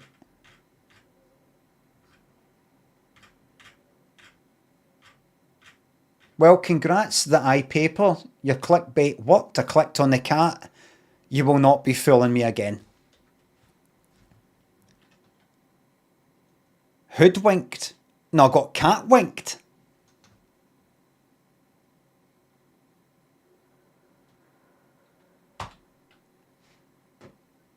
I just got fucking cat winked. I got cat baited.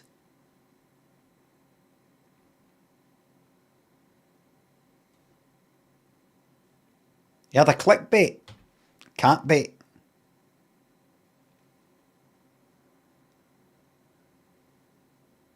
Fucking bastard.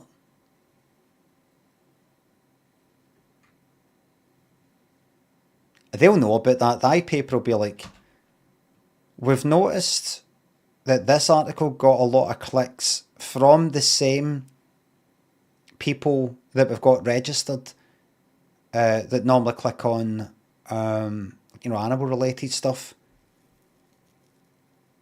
But that's the articles know about. That's a bit, I know, but for the preview sort of thing, we did have a cat in the picture. Right, right. Keep that up.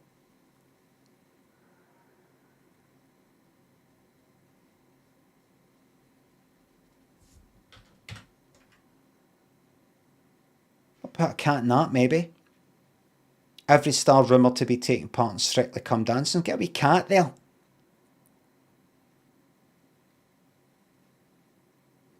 But I'm holding a cat.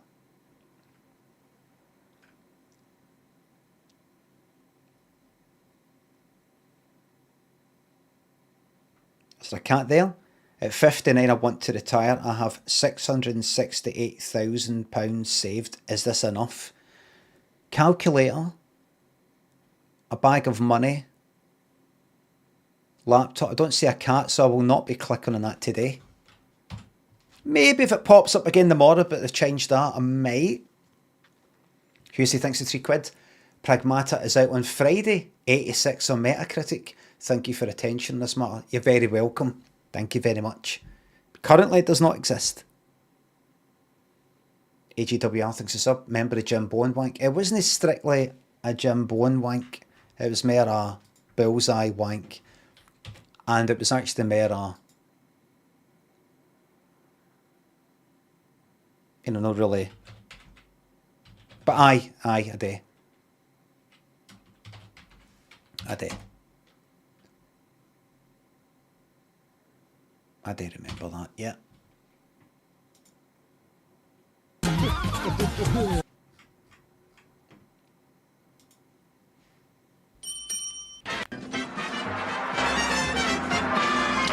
Prize board. Time for the profession, for the chance. Bull.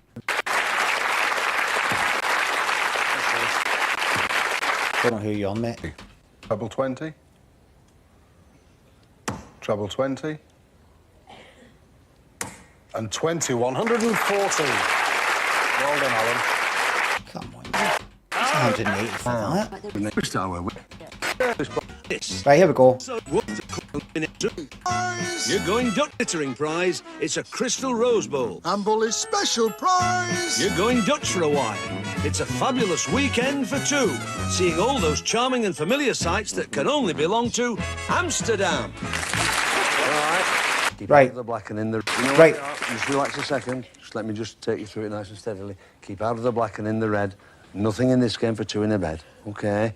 9 darts, 6 for you, 3 for you, Janet. The light will come on to tell you that you've won the prize. OK? Off you go. Listen to Tony. Come here, Janet. And certainly take your time, Richard. So that's what we're saying. Off you go. Listen to Tony. Come here, Janet. And certainly take your time, Richard. Do take your time. All right? No rush. Best of luck. Keep out of the black and in the red. Nothing in this game for 2 in a bed. So if you hit one of the red ones, so if you, John, were to hit one of the red ones and get a prize but then hit it again, COVID would go on death certificate because there's no paperwork, you see.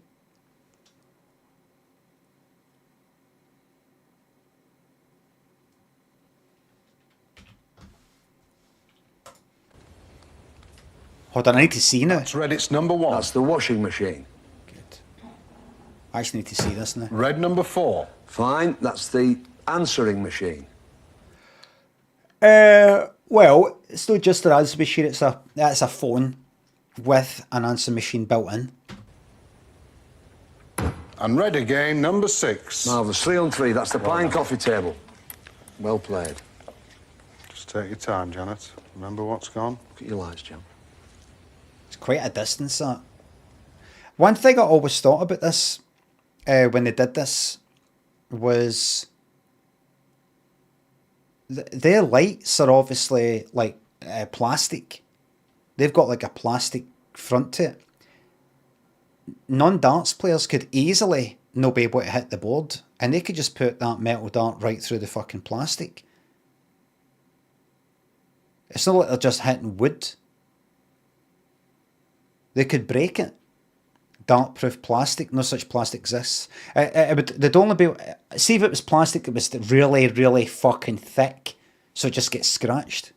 Aye, but that won't be that. That's got to be thin enough that light can pass through. Slobdog thanks to sub. I've thought about this, and this is something that Peter Kay will never talk about.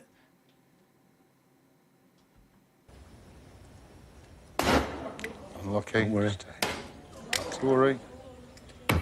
Oh, unlucky. You got the ball, but it was didn't black. do any damage. No problem. At least you didn't hit the one. Absolute fucking scam, this. It's a scam. It's a scam.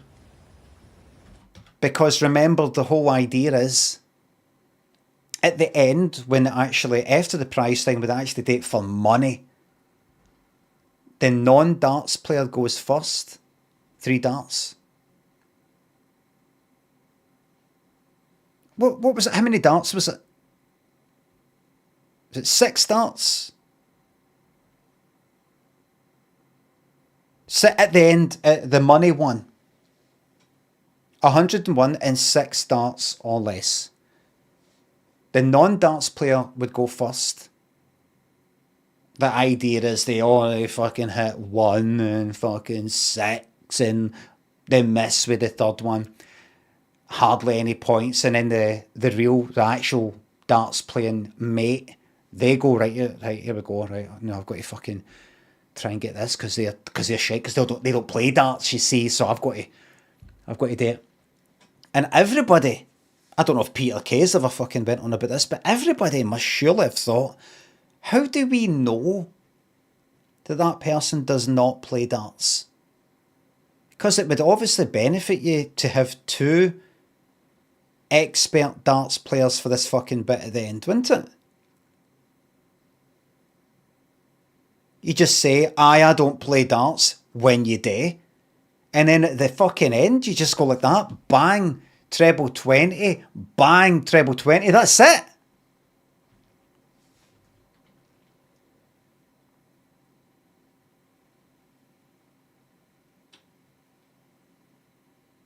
So what she's doing right now is, I think she's actually a really good darts player. But so to not get disqualified at the end, you know, in case they do a kind of inquiry into it. She's like overdoing, looking like she's shite. Look, bang. Lucky. That. Sorry. Oh God! Oh, I'm pure shite, me. She didn't hit the ones that had gone. You're better than losing them, Jan. Better than losing them. You were right to do that. Okay, Richard. I bet she is fucking better than him. It's actually hard to see what she just did there. That's actually hard. It's actually difficult.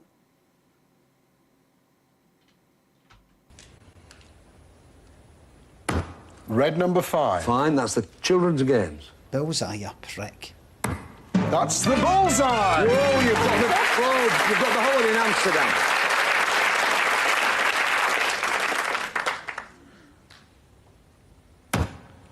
That's unlucky. Just in the black. Let's have a look at what you've won. Right. You have won the washing machine. Good. The telephone answering machine. The children's... That's right. Telephone answer machine, not just answer machine. Jan Wedge, thanks for the sub. No, but it didn't. It did look a wee bit. Bullseye! Wait a minute.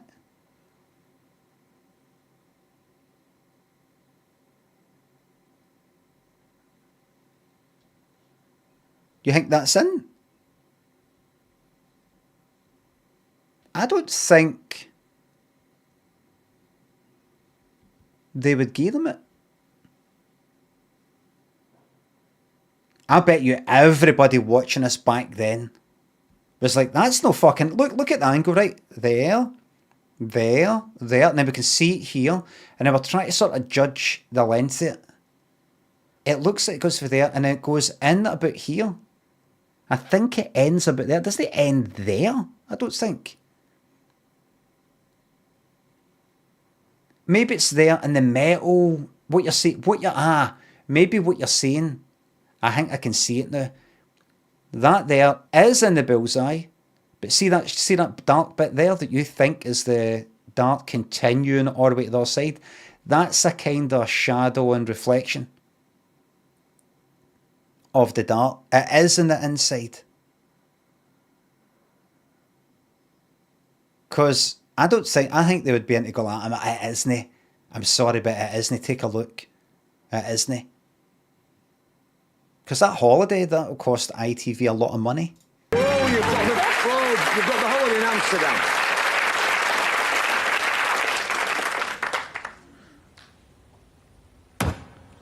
That's unlucky. Just in the black. Let's have a look at what you've won. You have won the washing machine, the telephone answering machine, the children's game. Deluxe Monopoly is not a children's game. Monopoly is not a children's game. Don't even bother starting a game of Monopoly with Waynes. Don't even bother starting a game of Monopoly with anybody. Because nobody's got I've got the patience for it. Nobody's got the patience for it. Nobody knows how to play it. Everybody gees up. Everybody gets bored. I don't. People go like that. Oh no, but if you take all my money, that's the game finished for me. Aye, that's right. Oh, come on, you got to buy Old Kent Road Office for 2,000. Come on, keep us in the game, would you?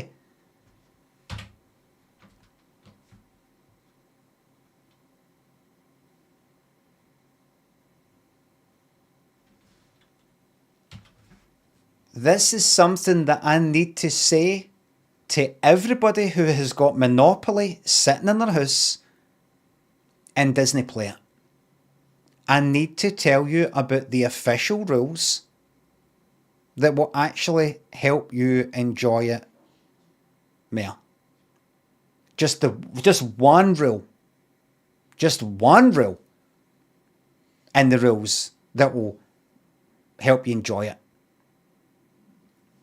When you start the game, see that whole, you all go round first time, but nobody's allowed to buy it. That's shite.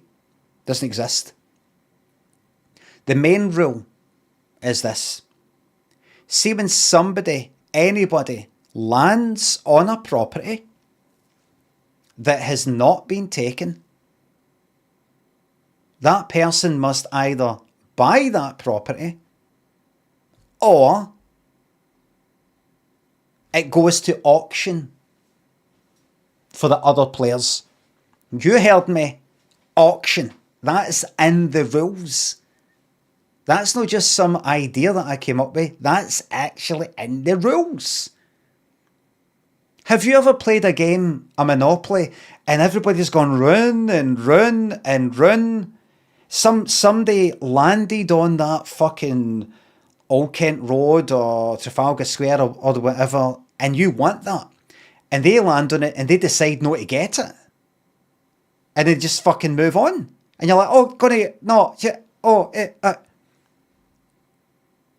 and you're like fucking waiting for it to get... So, if anybody lands on anything that isn't bought, they've either got to buy it or it goes up for auction. And I don't quite know how the auctions work if you go like that. Well, let's start with a tenner. I think you can do it any way you want, I'm not sure. So you can just go like that, right? Does anybody want to buy it for a tenner? The strand, do you want to buy it for a tenner? Ah, well, 20 then? Aye, me, 30, me, 40, 50, 70, 80, like that, right? So it does get bought. It means that everything all gets snapped up dead quick. And then, once it's actually owned by people, then you can do some shit like that. Listen, could you guys, what would you think about, if you give me the strand, and 300 quid, I'll give two of the greens that I've got. Then you can do that, but you can't trade when they can't owns the fucking thing. Try it that way and it will speed things up.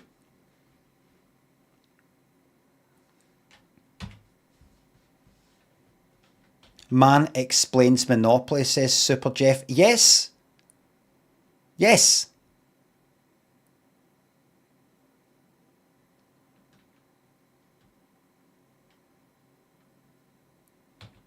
Tad bit too much. Thanks for the sub. Enjoy your first game of proper Monopoly.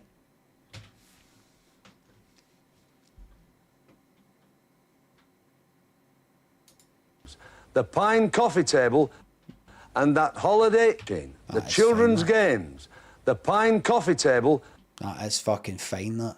That is fine. That is very fine.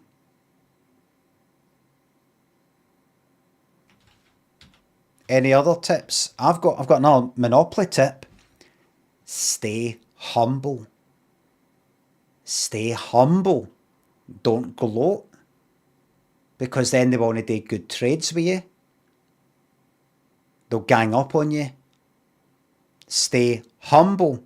Remember the oranges, the orange, the orange, the orange. The three orange ones on, the second street. You've got the first street with Old Kent Road and all the rest of it. And then you've got that second one. At the end of that one is the orange ones, I think. Get them. Get them. They have got the highest return on investment for your three hussies. And remember, just get three hussies to begin with. See if you put one huss on each of them. Remember, you can't, there's all these other rules, like you can't just go like that, I'm just going to build on one of my properties. You can't build on the properties until you've got them all. You've got all the oranges or all the greens. You can't build it. You can't just get one and put fucking hussies on it. You can't get a hotel until you've got the hussies, but to go up to the hotel. There's all the wee sort of rules, right? But see if you put a huss on a property, you charge a lot more if somebody lands on it. Two hussies, you charge more again. Three hussies, it goes a lot higher up. Three hussies, a lot higher. Nae hussies, it's something like nae hussies. One huss, in terms of what you can charge. Two hussies. Three hussies. But here's the thing though, it's like this, look. Nae hussies. One huss you can charge that. Two hussies you can charge that. Three hussies you can charge that. But look, four hussies you charge that. You start to get no as good a return on investment. Get your three hussies on whatever you've got before you start getting to four hussies and a hotel. That's just a luxury. Diminishing returns. The orange is the highest return on investment. In other words, you have to put less down to get more out. Especially you've got Park Lane and Mayfair, obviously fucking hotels and that, but that costs a fortune. Get that. To anybody who doesn't know Monopoly that well, get that. Just got, if you can get that orange off, if you've got two oranges or something, and you want that other one off of Sunday, and you've got anything else, just go like that. Do you want to do a deal?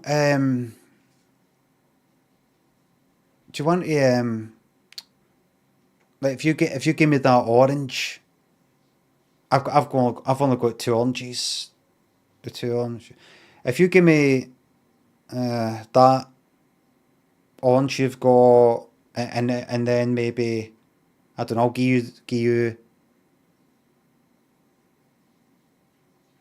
Mayfair, and you also give me like I don't know £500. You don't want to make it look like it's like you really want orange. Ask for some money as well, and then maybe you give me 500 as well. Then and they've got 500. Oh, I'll get 200. Right. Aye, all right then. Right. But if you go like that, I'll give you fucking Mayfair for this one orange. So you've got the whole orange to go out. What are they up to? Always try and look like you don't know what you're not quite sure. And by the way, the relationship's burnt after that. You can only do it once.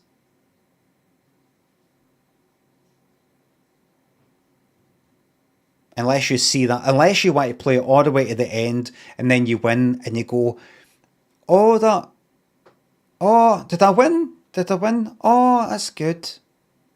Oh, guess it finished. Oh, that's a shame. What's the fucking point in winning something if you've got to downplay it and act like you're pure pleased and all the rest of it? Is the point keeping up that act so that you can sort of be trusted next time? You just may as well go low, burn the relationships, and never play Monopoly again with those people. That's what I did last time. I was really gloating when I won the last time. I won. That was with the guys who were pure Celtic. We was playing a Glasgow version of Monopoly, and they were Celtic fans to the extent they hated Rangers so much that they gave away. When it went to auction, when Ibrox went to auction, I already did Celtic. I think Celtic and Rangers, I think, were the kind of waterworks and the electricity power station, whatever it is. I already had Celtic, I think. And Rangers got landed on, and honestly, one of the guys was like this. You buying it? I'm a fuck. And I was like, right, auction then. And the other one's like, I don't want it. Do then you just want it? What? And then you just want it for like a tenner? No. Right, so I can just have it then? Aye.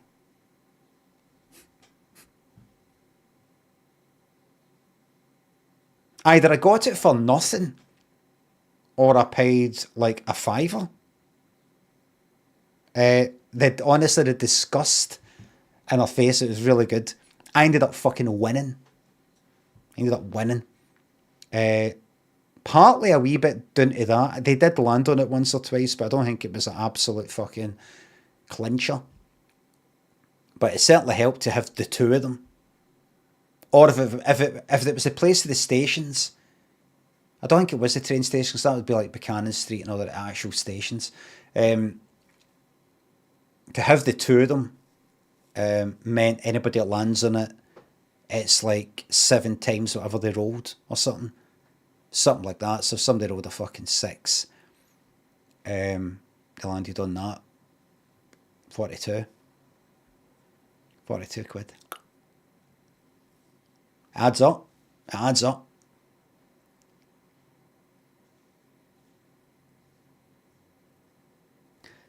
Seven Evanism says, I'm getting the feeling you're not necessarily a master strategist here. You don't know that your username isn't Sevenism. Right, so don't talk to me about strategy when you fucked up your strategy of your username. That is Seven Evanism, not Sevenism. Don't talk to me about strategy.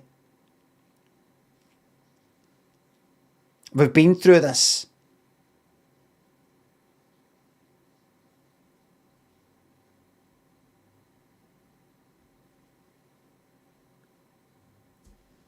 El Nico thinks the sub.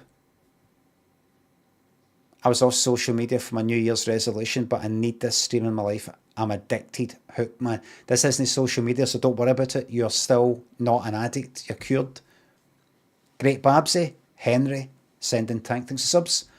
Strange, I just watched your Richard Herring episode the other day. I was serious when I was saying that stuff on his thing.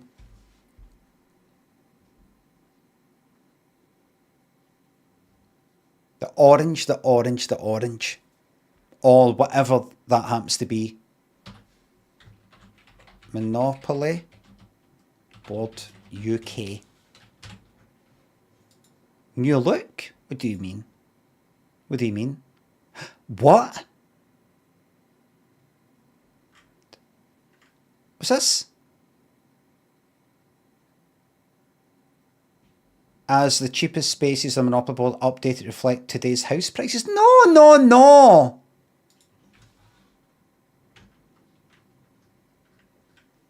Oh.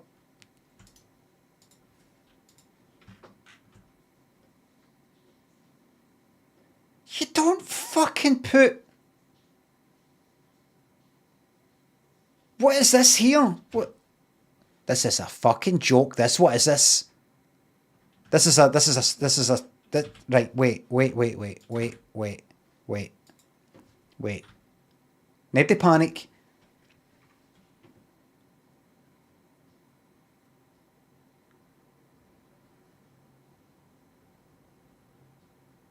The 2016, when was this?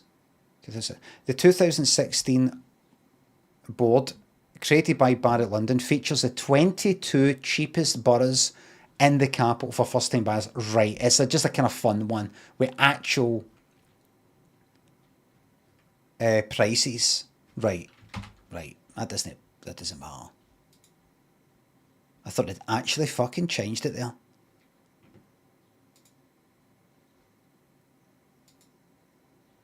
Right, here we are. Right. There on the left, that you're starting on go, obviously. There's your Old Kent Road, there's your Whitechapel Road. Aye, up here, along here, see this here? See this Bow Street and Marlborough Street, or however you say that, and Vine Street. Get them. Get them. Even if you've got fucking Mayfair, even if you've got Park Lane, or these, hand them over.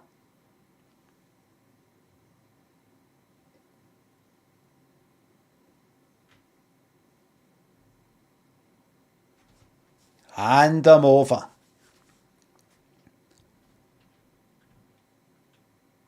Oh, God, I'm doing terrible. I'm always doing shite at this. Could you... God, I'm doing shite. How about you give me that... What do you think of this then? If you give me that orange... Oh, God. Be like that. Can't really do it, man. Any chance you could have that orange? Just the wee orange one. Just so I've got something to call my own. Second you get that. 3 hooses on that, 3 hooses on that, 3 hooses on that. And watch the money flow in.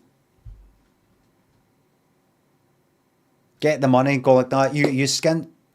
Are you skint? Well, listen. Why don't you give me that and that, and I'll give you 500 to keep you still in the game. Torture them. Charlie Pancakes, thanks to sub. Did you ever play the Glasgow edition of Monopoly? No, never played that. No. Charlie. That one that I was just talking about there, the Ibrox and Celtic one, that Glasgow one, that's no, I've not really got any part of it. I can't really make up any part of it. I've just after that's what I'm talking about. I was just talking about that, mate. Charlie Pancakes. I'm interested in knowing, like, What's going on? Adbuns is calling for a lifetime ban. Were you not here?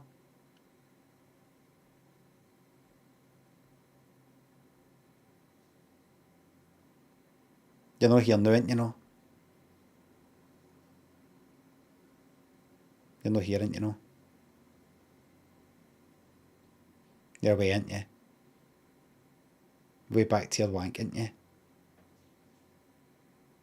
Okay, you have fun finishing that off. Next time, just get it finished first before you enter the community. They're having a panic attack. I hope so. Spot Hunter thinks the sub. Your cynicism helps me in a world full of toxic positivity. Believe in your dreams. Thank you. Somebody gets it. Sebasak thinks the sub. Thank you. Oh, the reason why I was thinking about all that stuff for like 8 years ago and all that mod stuff and everything is because yesterday I was a bit bored, so I thought I wanted to do some video editing stuff, but I'm up to date with the kind of best bits things that I've been doing. So I thought I'm going to go back at one of my old playthroughs like Dark Souls 3 or Subnautica or something like that and get the whole fucking lot of it, the whole 40 fucking hours or 10 streams or whatever that is, and edit it down to just the wee best bits. Like, just, and it'd be funny bits. Doesn't have to even be boss fights, just anything funny that gets said. Just to be highlights of the entire 50 fucking hours or something edited down to like 5 minutes. Don't Look Spin says your thumbnails are shite, by the way. The thumbnails, you talk about the text thing, it's just, I can't be asked making a thumbnail with a face edit and stuff like that. I might, but I just want the text there.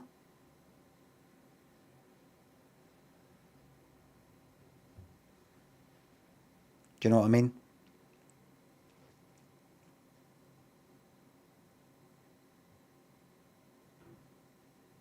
Use AI, make it as horrific as possible. I can't do that because I might get criticised after people, sort of people that are on like Blue Sky, that platform that's built on AI. Don't want to get cancelled by them.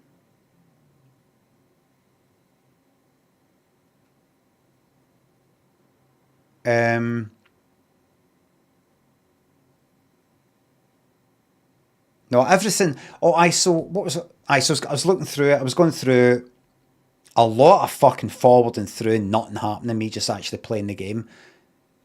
I might just abandon it because actually downloading for the Benny Harvey archive. Actually get a hold of them. I got to use some stupid fucking website to download, and it's shite. I was doing that for quite a while, and I just went like that. You know what? I can't be fucked with this. I can't be arsed. Right here. Here.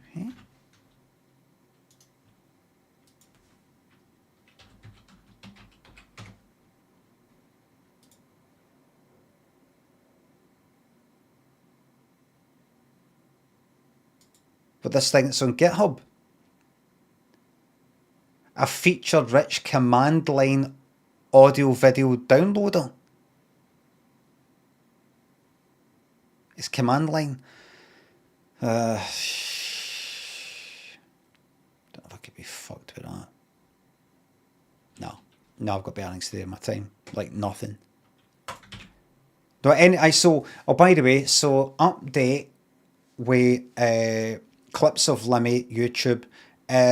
I've pretty much decided that that's getting binned in favour of putting the clips on my main YouTube channel.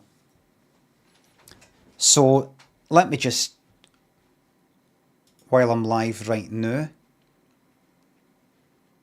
So I'm still doing the clips, but I'm putting them on my main channel.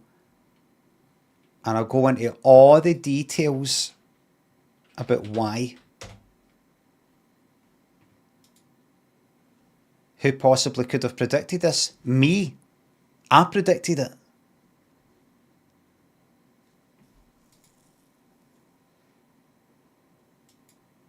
Right. So I did that. Ben. If I go to commands,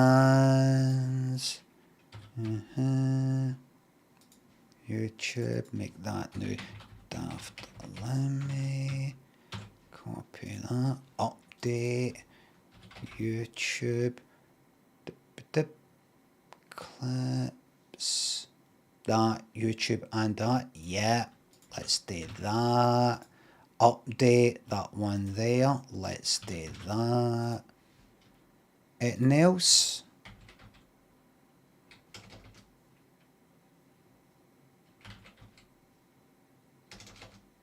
I think that's it. That should be it. That should be it. His posture is awful today. You're talking absolute shite.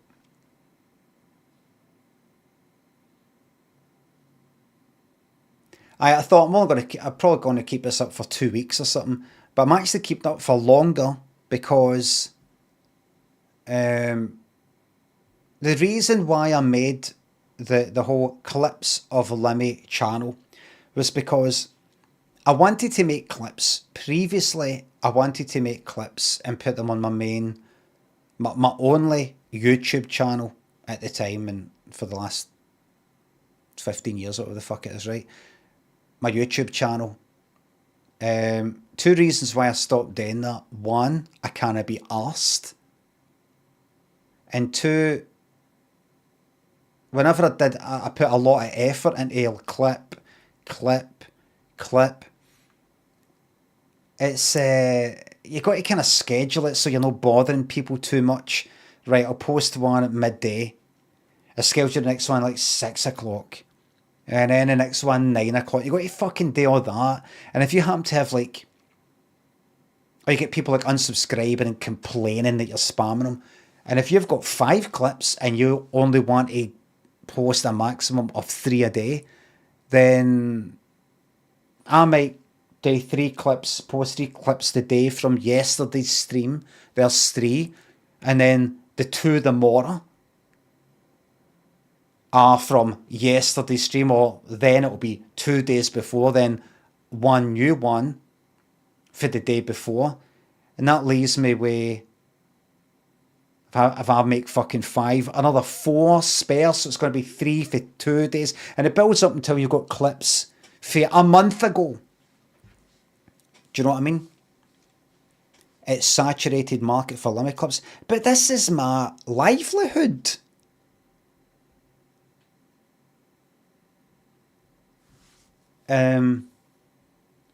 So I thought, right, I'll make a separate, I'll stop doing that then, and I'll make and then I just stopped altogether.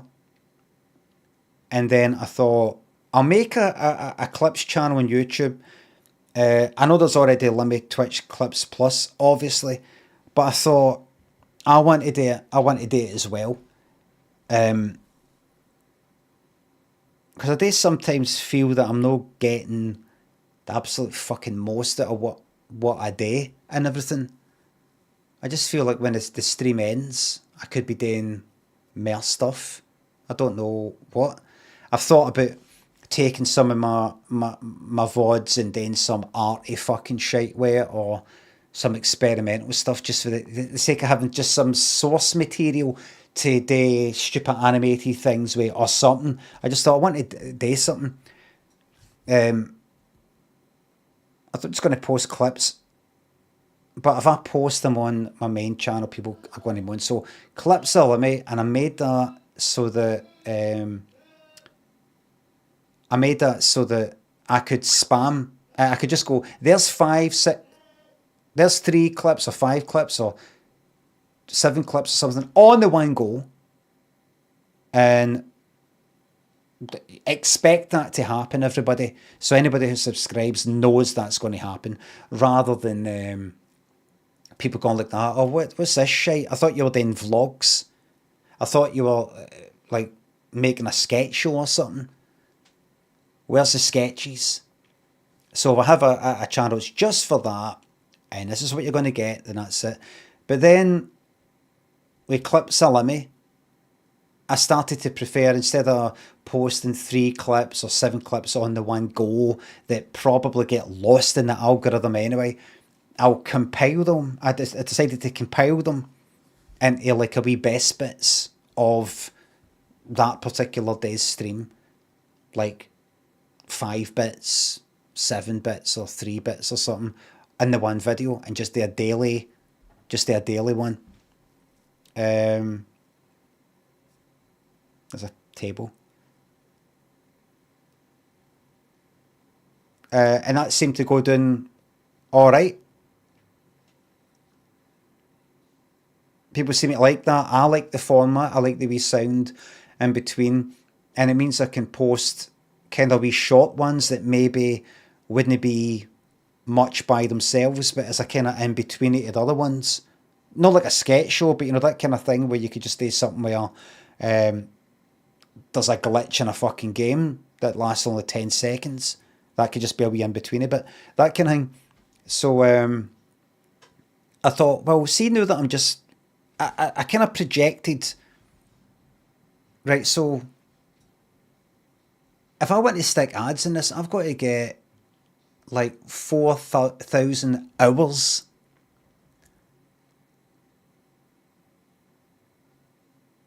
And right now it's about 4,500 subscribers, stroke followers. I thought, that's not the be all and end all. But I thought, the way it's gone up, like imagine like 50 or something a day. If I was to go up to 100,000, let's say, that's going to take 3 fucking years. And if the subscriber count at that is the follower count, is a kind of reflection how many people are going to see the videos or whatever, then that's not too fucking good. You've already got a channel that's got 530,000 subscribers. Don't know how many people got notifications on. It doesn't really matter that much. But now that you're just doing, you're putting these together as daily videos that are considerably less spammy. Why not just put them on the main channel then? Now that you're not doing 3 videos or 5 videos a day, or you're having to kind of schedule them so they're all kind of spread out over 3 days, or you've got that kind of concern that you're posting clips for a stream for 2 weeks ago. Now that you're just putting them on the one video, do that. Pine table's starting to annoy me now, not sure why. So I thought, I'm going to do that then. I'm just going to keep up doing the clips, the wee clips compilations that I'm doing. But post them on my main channel. And just one a day. With the occasional big clip all by itself. If it's like, say, that Artemis one. That Artemis landing thing. If it's a big sort of thing that's worthy of its own thing. So that's that. So the clips are still happening. The shite thumbnails are still happening. But on the main channel. Because I did think to myself, oh, you can't do that. I mean, that's only 2 weeks. You're not going to abandon it already. Yes. I knew for the start that it was likely that I would just go, fuck this. And I'm saying fuck this. I'm saying fuck this to the channel and try to build that channel up. But I'm not saying fuck this to the clips. I want to keep doing the clips. And it's for my own kind of memory as well, in a sense. And my own hobby, really, of editing and putting a wee thing together. Because I do like editing. I do like sitting down and just going like that, chop that bit. It's a nice wee process. It's like a game, and I like going like that. See, this needs to be done in an hour or less. I like to be able to go out to myself, get this done in less than an hour. See if you've got about another 3 clips you want to put in this compilation. Just going to have to pick your favourite ones. An hour, no more than an hour. And that's it. For one best bits video. No more. I've been timing it and everything. It's been going sometimes up to about fucking an hour and 3/4. If it's a kind of complicated-ish thing. So, just doing some timesheets myself. So that's what's happening. Clips are still happening, but on my main channel.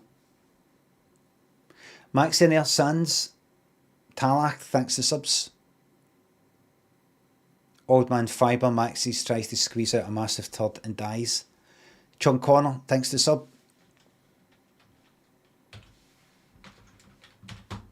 And that holiday in Amsterdam, children's games, the Pine Coffee Table. It's Pine, everybody. And that holiday in Amsterdam. You have done very well. Amsterdam. Tony Kane, thanks to sub. Oh, you watched WrestleMania this weekend? No, 51. No, it's not just that.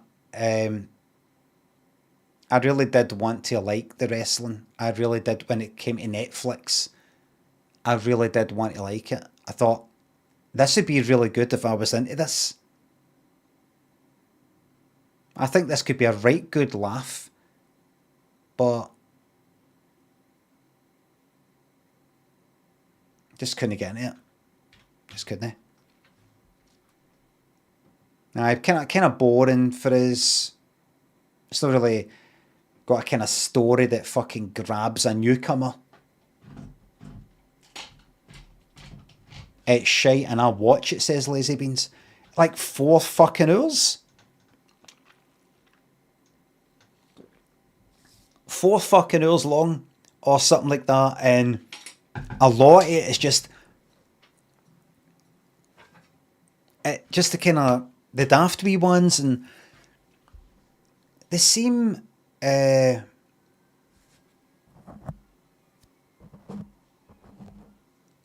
WWE is fash anyway. See this fash part? That fash part is the biggest enemy. The biggest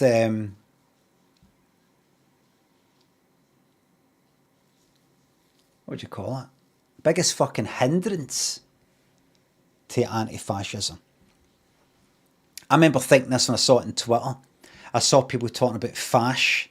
I was like, don't come up with your wee fucking nicknames like yous know more about fucking fascism and you're more anti-fascist than the average cunt. So much so that you can't actually keep saying fascism and fascism because it takes so long to say.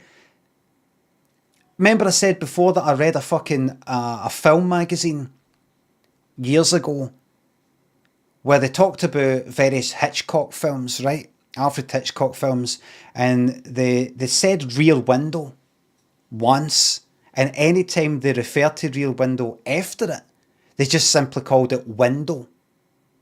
They called it Window. They dropped a 1-syllable fucking word. As if they're so into film and they're so busy talking about film. And they're so acquainted, knowledgeable and familiar with things like Rear Window. They don't say the whole thing. Rear Window, just window. We know what we mean. Window. So I see somebody saying, I remember seeing about 10 years ago on Twitter, talk about fash, and I'm like, drop the fucking nickname. Shite. It's starting to look like a wee fucking club. It's starting to look like, see if you're as anti-fascist as I am, you just call fascism fash. I'm just like, no. No, say the whole fucking thing.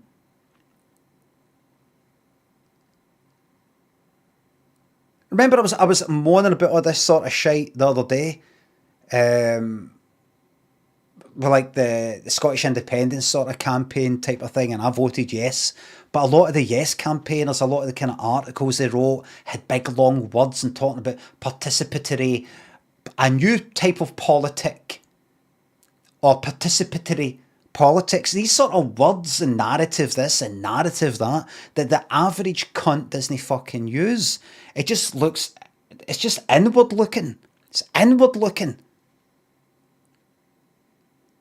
And I think the same, and that's that, and I'm on their fucking side. And it's the same with this sort of, somebody saying fash. I think the same thing with that. It's anything you say, you need to be thinking about your ideas spreading. Not using nicknames and shortenings and stuff like that. You need to spread the fucking stuff out that the average cunt is ready to pick it up. That's the way I think anyway. What are we talking about anyway? What's fash? WWE. Just say WWE is fascist. Just say it. Just say WWE is fascist and anti-democracy.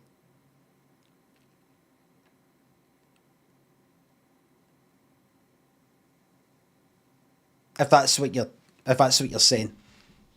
If you're saying that there's stuff in the WWE that's trying to do away with the right to vote and so on. I've not noticed it myself, but like I said, I've not been watching it. Christ, that's terrible. I didn't know that. I didn't know that.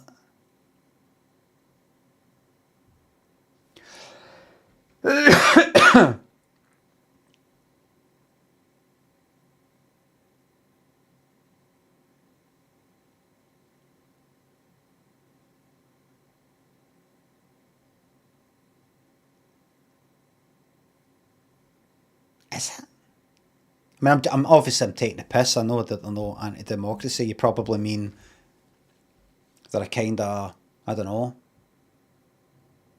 what you mean actually.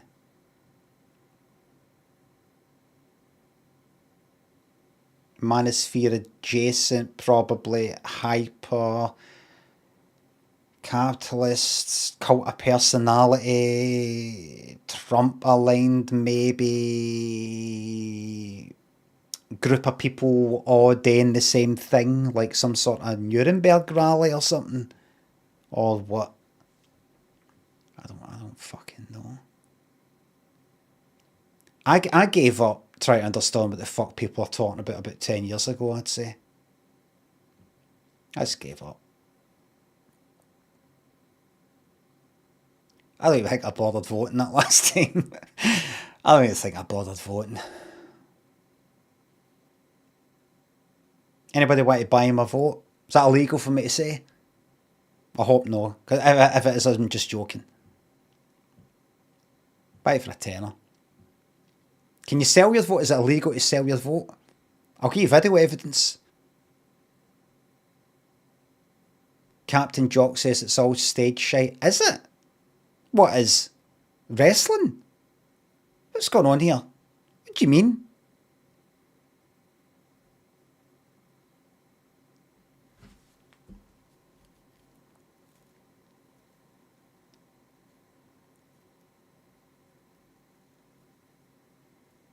Brian Limond is dead. Hanged by the neck. Please say that if I ever hang myself. Mr. Whitmore, Tony Kane thinks the subs. Thanks again. I know they're your bosses, so maybe you can't comment, but Amazon, the Amazon logo looks like the underside of an erect penis. I can't comment on that. They're my bosses.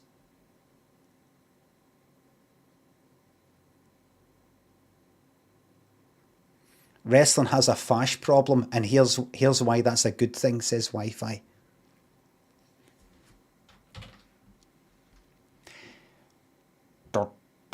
I think that was a wonderful picture that Trump posted. I'm normally not into him.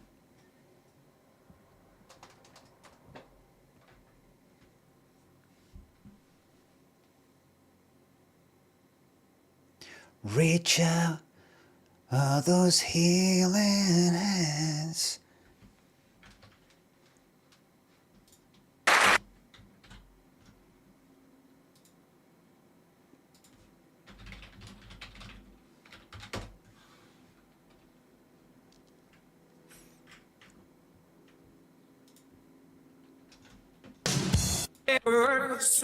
You gotta learn to live again. Reach out for the healing hand. Reach out for the healing hand. How many people, what percentage seriously, and trying to answer this seriously and really answer it as if you get it wrong, if you're kind of too far out, you will be shot, right? So don't exaggerate. Really, honestly and truly. What percentage of Americans do you think, and be serious here, what percentage of Americans would you say, and remember could be a very big number, do you think that if Trump was to do some sort of telly thing on the telly saying, I'm going to try and heal people of their ailments or something, and put like the horn out like that, right, and ask people, put your horn on the screen, on the monitor, on the telly, on the phone, how many people do you think, wouldn't they just date for a joke, for a laugh with their pals watching, or for a video? What percentage of people, of Americans, do you genuinely think would genuinely feel and think that he has possibly the power to do that? 10%. Oh, he's only taking this seriously. Would you not say something like 1%?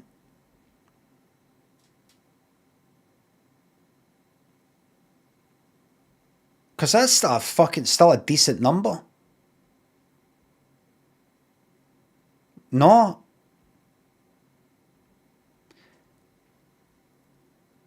But they might be the same sort of people that any cunt could do that if they had like a cat. They called the healing cat.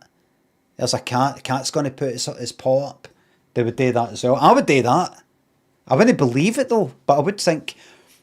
I wonder if it's possible. Maybe if I believe that the cat can heal me, then it will heal me.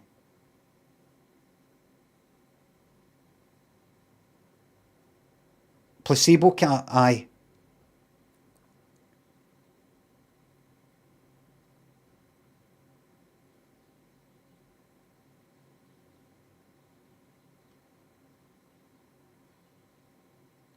Do you realise how many of them are so incredibly religious? I know, but religious, and that they've got a belief in God and Jesus and all the rest of it. But what do they think of Trump's ability to channel the healing power of Christ or whatever? That's what I'm on about.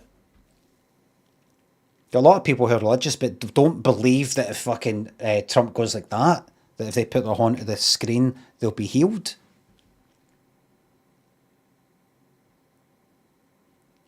Tom Kem says, placebo cat? You mean Brian Meowco? I get it. I don't use that taking it serious. I think 1%. 1% is a lot of people. 1% of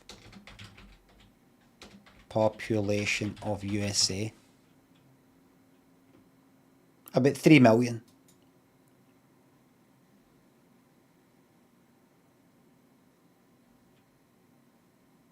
And I mean they would believe. Loads more. Could try it.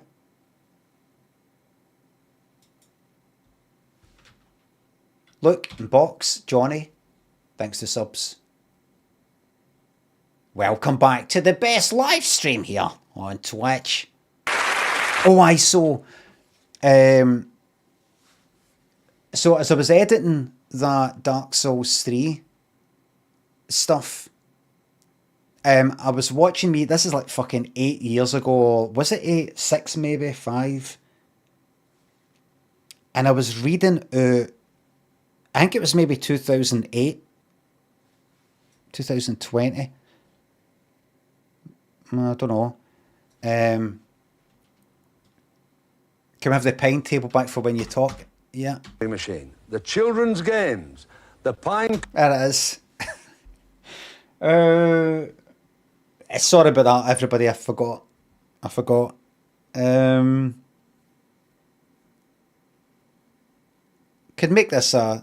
Could we make this a meme?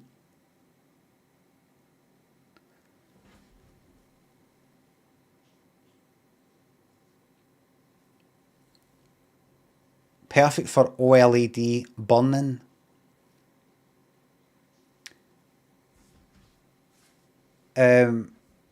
Years ago, years and years ago,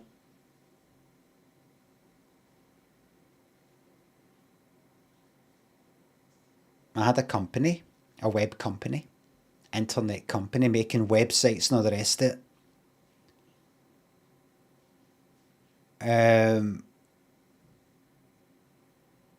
And we were asked to do like a kind of exhibition thing, take part in a kind of exhibition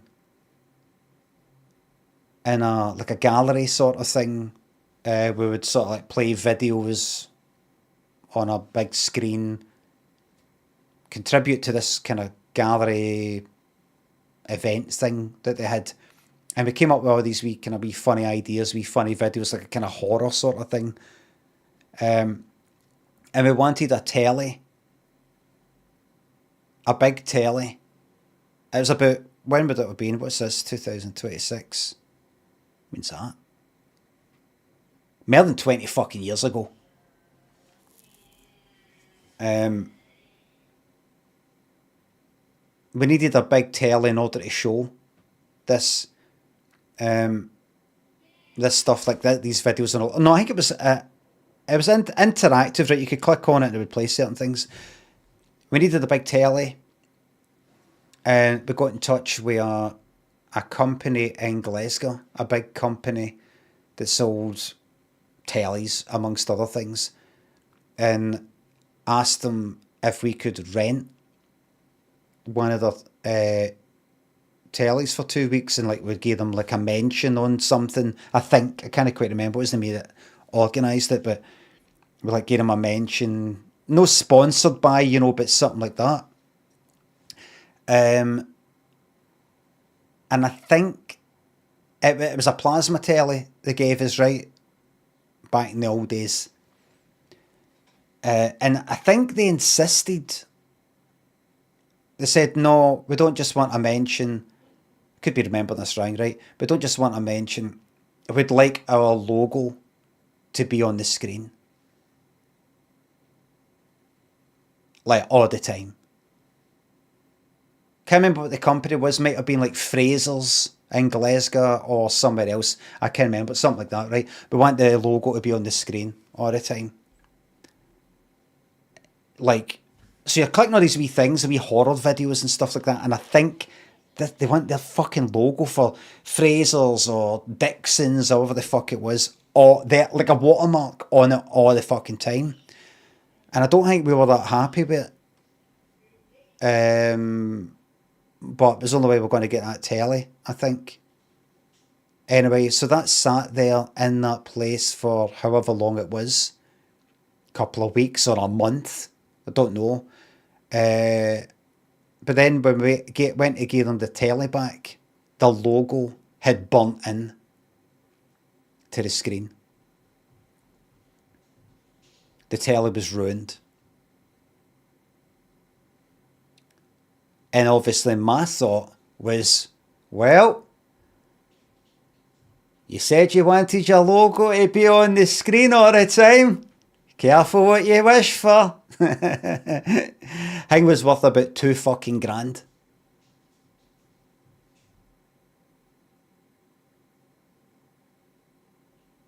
I don't know how we didn't get sued. But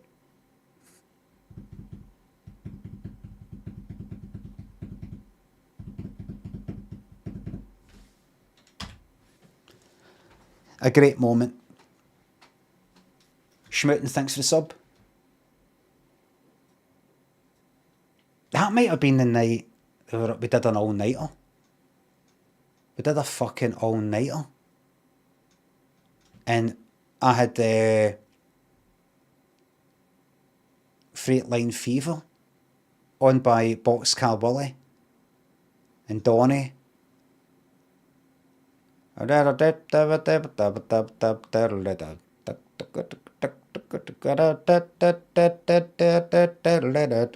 he would go like that, well, every now and again. Because I had it on a bit of a loop. And he'd do it quite loud. And it's like 3 in the morning, 4 in the morning, 5 in the morning. I was pissing myself because you didn't know when he was going to do it, when he was not going to do it. Only lasted for about fucking 10 minutes or something, but I was pissing myself. I think we're up to like an all night, and then I think we carried the fucking telly round there. Like the sun had come up, and I think our eyes were fucking up. Maybe I'm remembering it wrong, but remember it was an all nighter. Oh.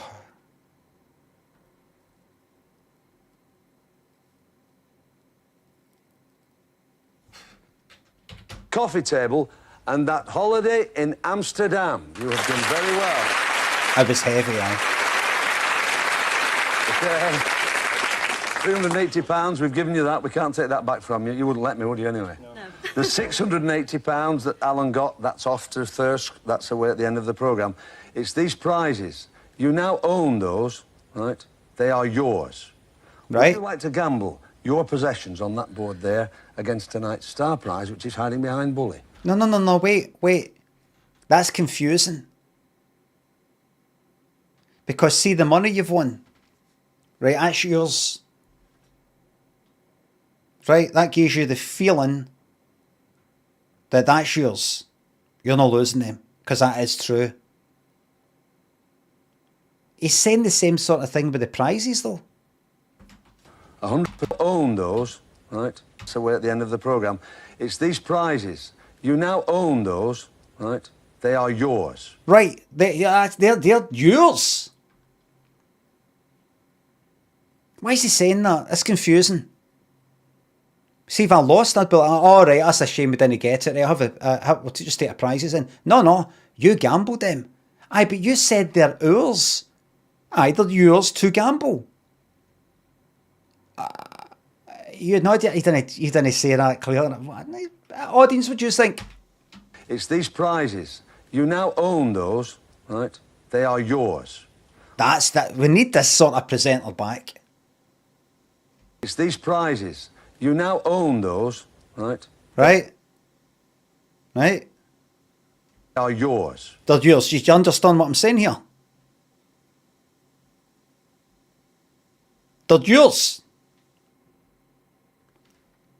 Yours. Would you like to gamble your possessions on that board there against tonight's star prize, which is hiding behind Bully? 101 or more with 6 darts. 3 for Janet, bearing in mind the way Janet threw at the prize board. And I say that not to ridicule you in any way, I just say that to make you think. And 3 for you, Richard. You need 101, and just look at your possessions. What would you... Jim meant that, by the way. Jim, you bastard. No. Jim is not silly.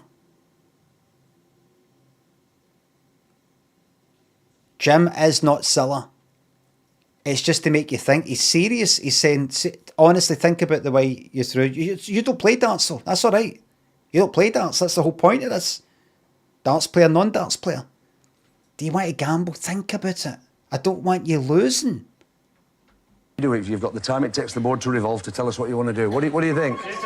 Come on. What do you think? What do you think?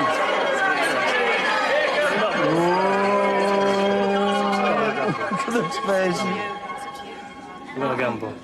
It's the man's decision, that, Janet. It definitely is the man's decision. Yes, it You're is. going to gamble. Janet's got to throw first, and you are gambling. Oh. Nefario, thanks for the sub. I'm going to find this clip that I want at some point, but I remember watching one of these. It might have been kind of like in the last few years. It might have been that time I was in that fucking hotel room in Sheffield when I was watching, half watching, where he said it at the start. Welcome to Bullseye, the rest of it and all that. Before he met everybody, he says, got some letters, and some people who have complained that these people that come on and they get lots and lots of prizes, they've got lots of money to start off with. They've won lots of money with the questions, which they're not losing. They then get lots of prizes, and then when they've got a chance to gamble it, they gamble that and then also win the prize money. That's just too greedy. They should give somebody else a chance, because I don't know if you know Bullseye. You might know. But there's 3 pairs of contestants.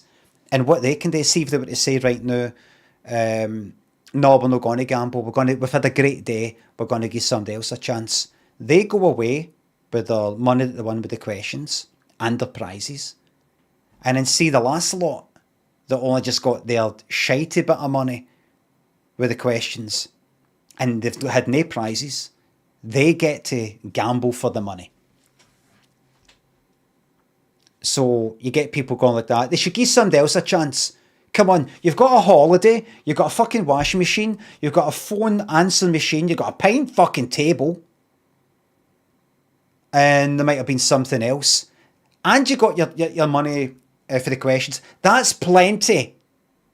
Now give the second place lot a chance. And he said, and some people have said that, but no, that's their right. He was like, that's their right. That they've earned the right to choose that. That's up. It was like a wee kind of community centre hall meeting. A lot of people sort of complained about that. That's their right. They've earned that right. Right? They're not greedy. A lot of people think they're greedy. They've earned that right. But that lot, they're not having it. Good feathers, thanks for the sub. Thanks for the sub. Janet, it definitely. That's crazy. I'm gonna gamble. So when they're going like, oh, they could partly be saying,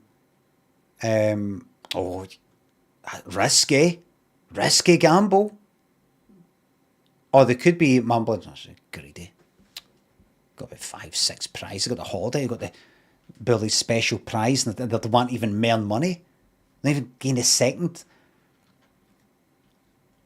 The second place, third place people are shot. Greedy. It's the man's decision, that, Janet. It definitely is the man's decision. Yes, it You're is. going to gamble. Janet's got to throw first, and you are gambling. Oh, well, come on, here we go. I remember watching Deal or No Deal once. And it was near the end. And the person was, it was maybe like the last one. It was maybe like the last kind of option. Or near the end. And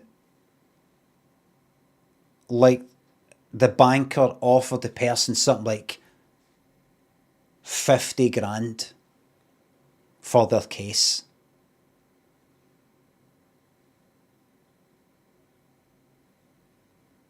And obviously what you're meant to do there is you say deal or no deal. No deal because you think I think in my case is maybe like the $250,000 or however much it is you got in Deal or No Deal. Don't know if the banker knows. Does the banker know? Don't know if does the banker know how much is in the case? No? Right. But the banker offered like a lot of money. Had already offered like quite a good bit of money before, right? And he went like, no deal. And hey! Hear people like cheering in the audience. He got offered something like 50 grand, something like that, right? And the Wedman said, deal or no deal? And the guy went like that. He said, no chance I'm gambling. Deal. You know, he did it that way. As if he's going to say no deal and not actually fucking gamble, like risk not getting any more than 50 grand, right? But see when he said just that no bit at the start, he went like that. No, as if he's going to gamble. A guy in the audience went like that. Get in! Get in! It was something like that. But then the guy went on to say, no chance I'm gambling. So somebody in the audience was a hardcore fucking gambler, living through that guy, but he didn't gamble. He just said, no chance I'm gambling. Deal. I think about that. I think about that guy now and again, whoever that guy was in the audience, and how much money they've lost through gambling from that point to now. I wonder if they're still alive. I wonder if they're in the bottom of the Thames. Yeah, here we go. Come and stand with me, Richard. Get in! Janet, yes, just stand there, just take your time. Honestly, we want you to win it. Please. I can take as long as I would. Please, as long as you As long as you like. Best of Now, Peter Kay, and even on the Mary Whitehouse Experience, I believe, fucking 90s, ages ago, would talk about him on the left saying that take your time, all the time in the world, or take your time, all that, right? That there, though, is the most, this clip I just so happened to be, this episode, I just so happened to be watching, is the most I've heard it. Because not only does he say it, but she says, so what, so I can just take my time, is that right? Just take my time then. And Jim joins in. Aye. Honestly. Janet, yes, just stand there, just take your time. Honestly, we want you to win it. Please. I can take as long as I would. Please, as long as you As long as you like. So I can Please. I can take as long as I would. Please, as long as Aye. you Aye. So I can take as long as you like. Honestly, we're not just saying that. As long as you like. I said, we grew up. We're from up north. We're from up north. Right? We're not one of the ITV. No, we're not one of them. We want this money to pass from up there to you. Believe me. Take your fucking time. Seriously. Don't let that lot rush you. time, honestly. Do I have to stand there? Janet, yes, just stand there, just take your time. Honestly, we want you to win it. I Please. can take as long as I would. Please, as long as you As long wish. as you like. Best of luck. Who is that? Who is he anyway? Him on the left. Because see if you ever see any clips of classic 190 folk. You never see him. Was he one of them?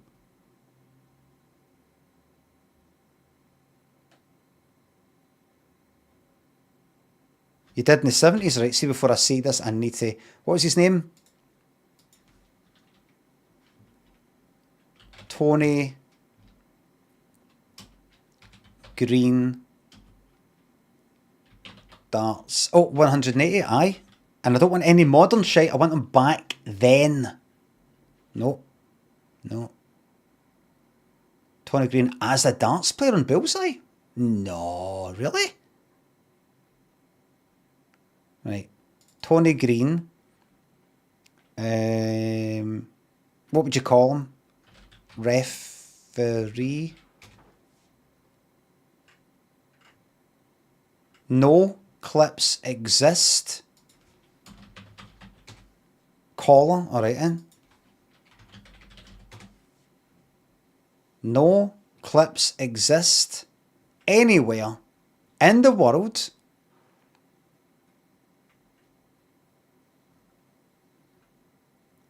of him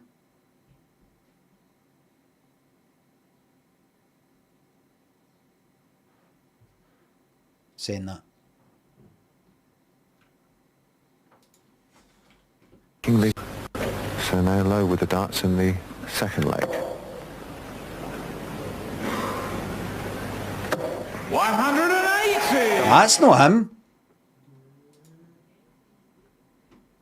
You can take as long as I would. Please, as long as you long wish. as you like. Best of luck. 2, 7. And underneath, it's only 9 points. Right, so she wasn't playing the long game then. She's the real deal.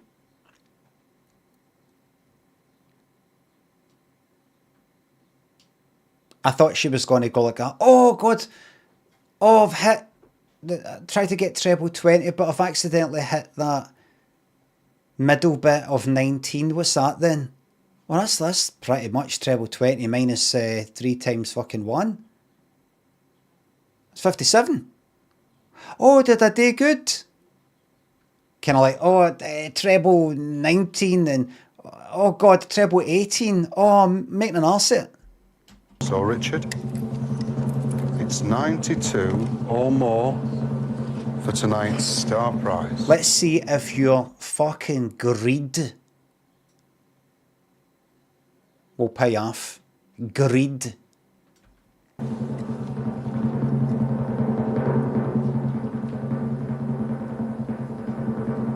$20. You need more than that, mate. You need more than that.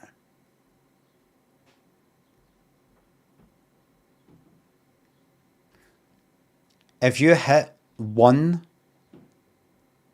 then a treble 20 will not get you out of this. Same if you just hit a 5. And it just ends right there. It'll just end right there. It goes like this. It's a fucking downer. I think. 20. Oh, unlucky you tried hard. I'm sorry. You're at 60. Oh, unlucky you There it is. I'm sorry.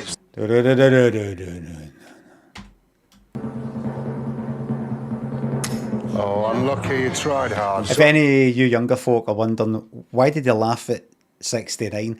It's kind of grown-ups version of 6-7. You wouldn't know. Not old enough yet. Just enjoy your 6-7 for now, right? You enjoy your 6-7. This is for grown-ups, right? It's a wee bit blue. Shh, everybody.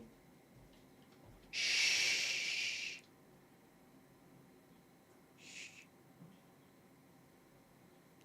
Just something for the grown-ups. It's the most.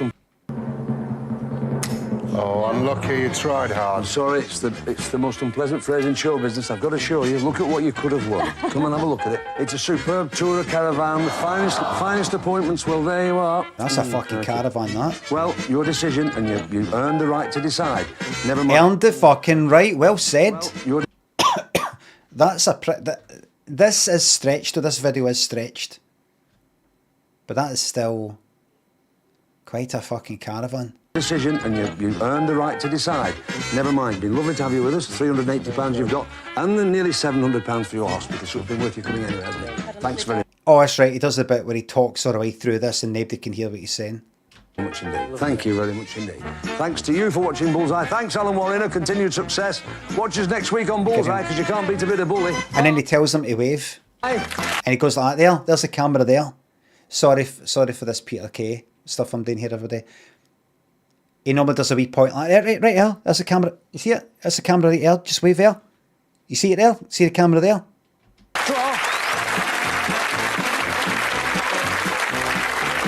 Oh, he's not doing it. Oh, he's not doing it.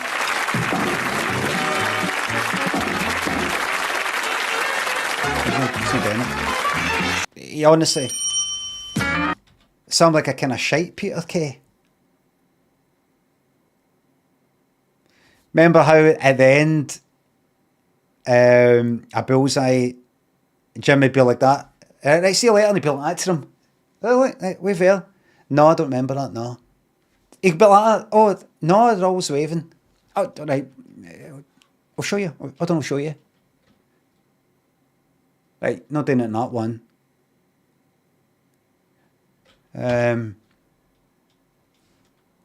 Here, imagine being at a Peter Kay. What? How would Peter Kay go down with a younger audience, like maybe people who are maybe 27, 25? And you remember, no.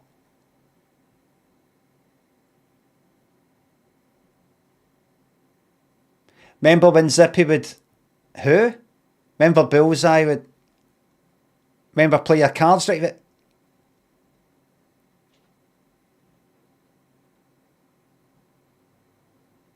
You know how when you're on holiday and they've got like garlic bread and your dad's like that. My dad who's 40, my dad who's 45, I carry on what you're saying.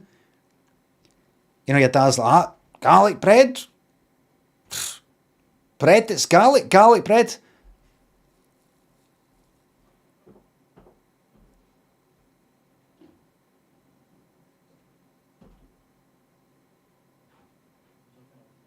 You know how we're on holiday and you go, oh, chocolate, and no. You know the teletext, when you get the holidays on the teletext?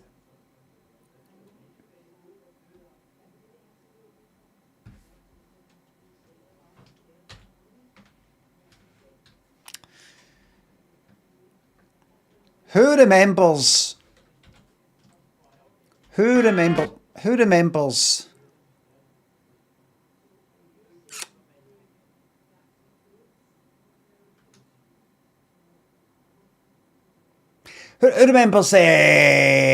MySpace? There we go. MySpace. No. What?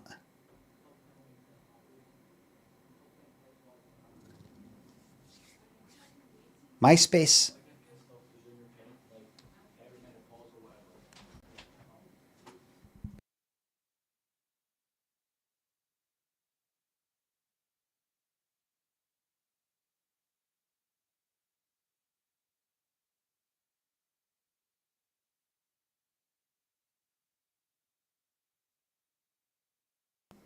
Dynamo, thanks for the sub.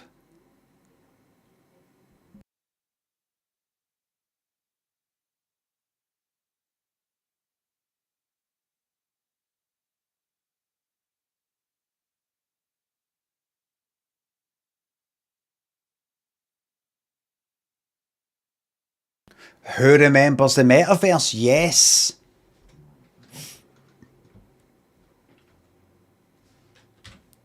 Hold on. I'm not going to just watch whole episodes. Another edition of Bullseye. Hope you're having a pleasant day. Now, people often ask me in the street, they say, could you answer the questions that you get on the programme? I mean, how do you do with them? Well, I do all right with them. But, of course, it's not all that important you answer them in a public. They're easy. It's when you actually get on there, on the desks. But what we do get, we find quite funny, is in the auditions, the contestants, when they're auditioning to get on the programme, we get some weird answers. One of the questions we asked one of the contestants was, what did Sir Christopher Cockerell invent? Now, well, we know, I mean, it's a daft name, but we know he invented the hovercraft, didn't he? Yeah. And we asked this lady, what did Sir Christopher Cockerell invent? She said, was it the weather vane? we can do better tonight with this set of 6 as they play Bullseye. The, you know, kind of on top of, like, say, like a building, a church or something like that. You know, you've got the thing that points the direction of the, and it's a cockerel.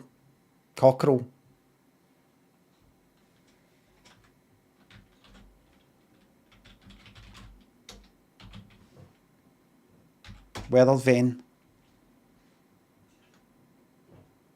Don't know why. Don't know why. Not. Look. What have they got to do with that?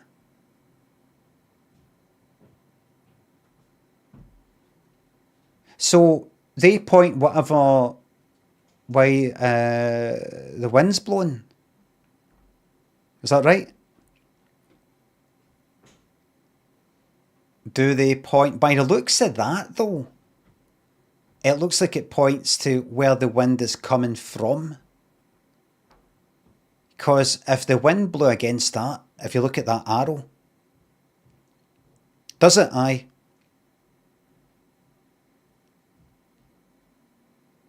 Aye, so it goes to the back. Right. I see. Don't know if that works. Don't know if that would work, that one. You don't want too many gaps in it, because then if it blows for the, like, where arm right now, if it blows that way, it might just go right through it. Now, I bet that doesn't work. Bet that doesn't fucking work.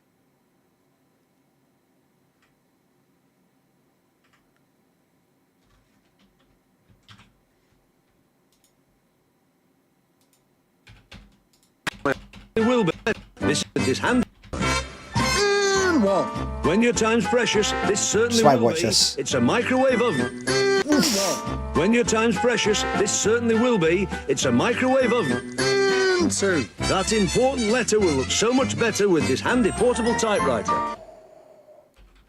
Oof.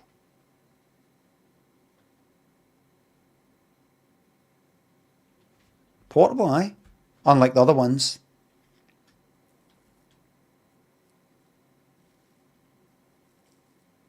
I think electronics may be the word you're looking for.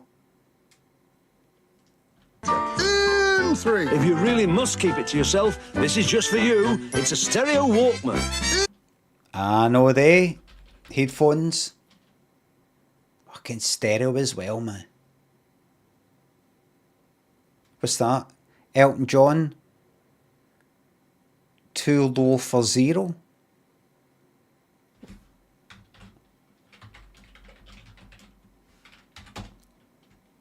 What year? 83. What do I have on it? I'm Still Standing. I guess why they call it the blues. Kiss the Bride. But there you go. You got a few. Critical reception.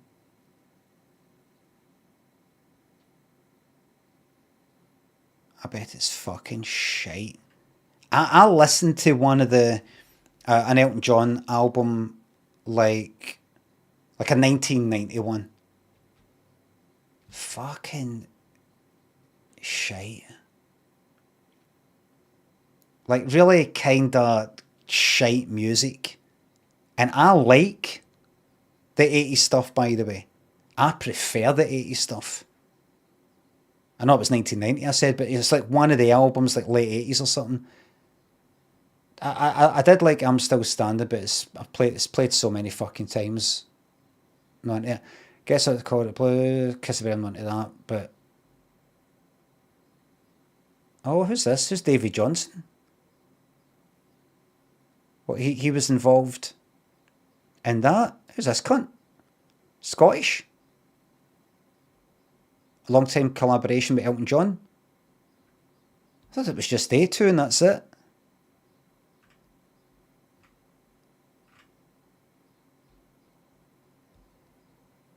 Oh well, right.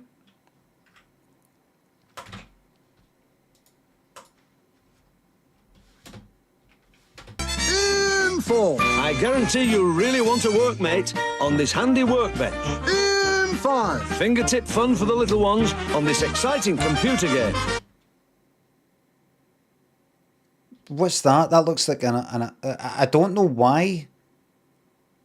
Well, I do know why there's an old Atari joystick with that, but what's that? That looks like an Atari ST, but it isn't. I recognise the function keys. That's an Atari. Well, obviously it's Atari controller. What's that? Atari 800? It's not Atari ST because this is possibly 83. No, it can't be that. It can't be that early. Fingertip fun for the little ones. Elliot, that tape, that Elton John one, would they really have a tape for like maybe like 5 years ago? Elton John stuff. He might have brought out an album every year. That one was out in 83. Would have an Elton John album 4 albums ago. Sitting there next to the Walkman. This isn't an ST. This is too early for an ST, I think. Atari 800, somebody said. XL. That's not there. That's not it. 84. No, that's not it. 800. No. There we are. That's the fucking one. That's exactly it. Atari 130 XE. Looks fucking tiny. 85. We're announced in 85, right? So that... Right. Never heard of that.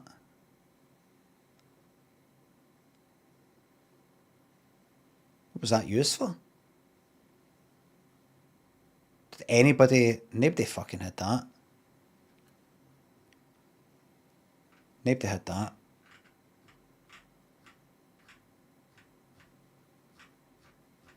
Right, so that's 8-bit.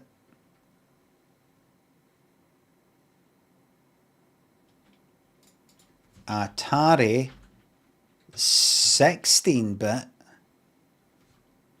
Do we have that? Alright. Atari ST, please. There it is, my beloved. My beloved Atari ST. I didn't have that. I think it was just the fucking 520 or whatever it was. There it is. My beloved.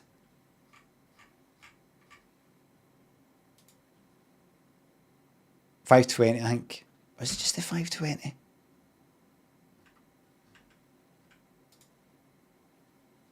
Aye, just the 520. See, these cunts were making music, they had the 1040. So much more expensive, unnecessary. If you're just playing games. Didn't have the Amiga. Unfortunately. Pastor, thanks for the sub. On this exciting computer game. Insane. Now here's an understatement, if you like. You put them... It's no pine.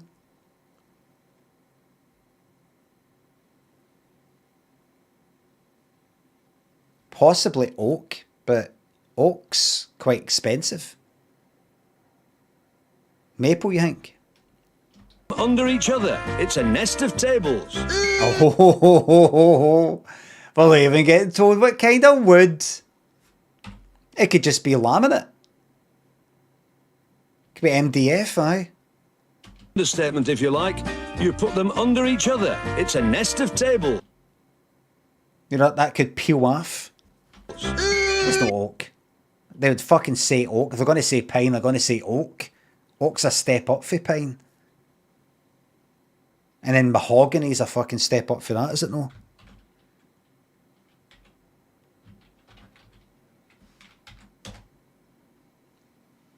Highly valued, durable hardwood, prized for its rich reddish brown colour.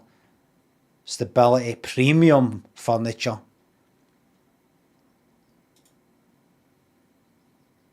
Oh, look. Why genuine mahogany isn't what it used to be. Look at it. You can't fucking win, can't you know?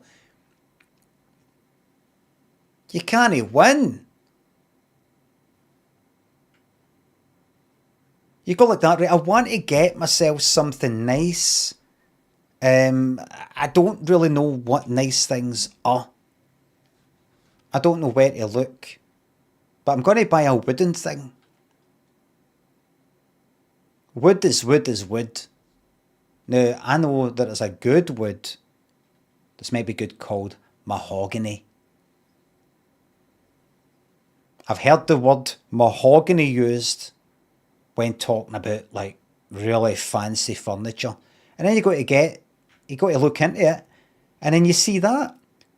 Why genuine mahogany isn't what it used to be. What chance have you fucking got?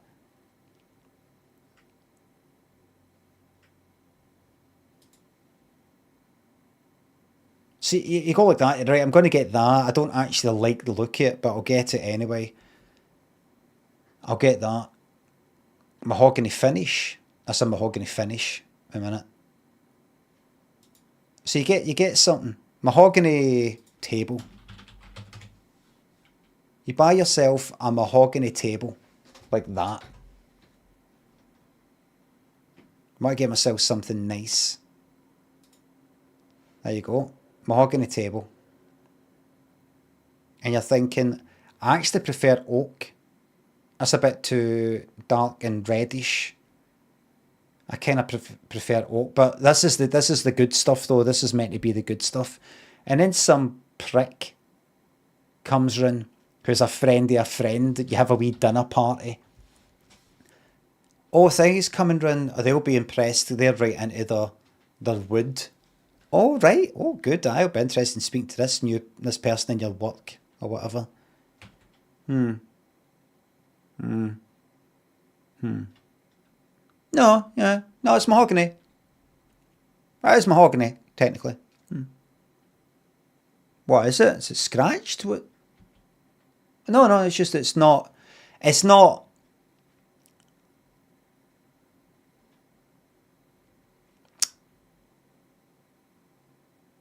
No, nothing. Sorry. No, on you go. Out with cocksnot. What is it? It's not. Mahogany's just not what it used to be.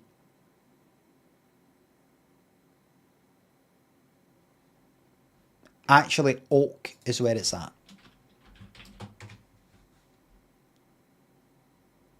I prefer oak.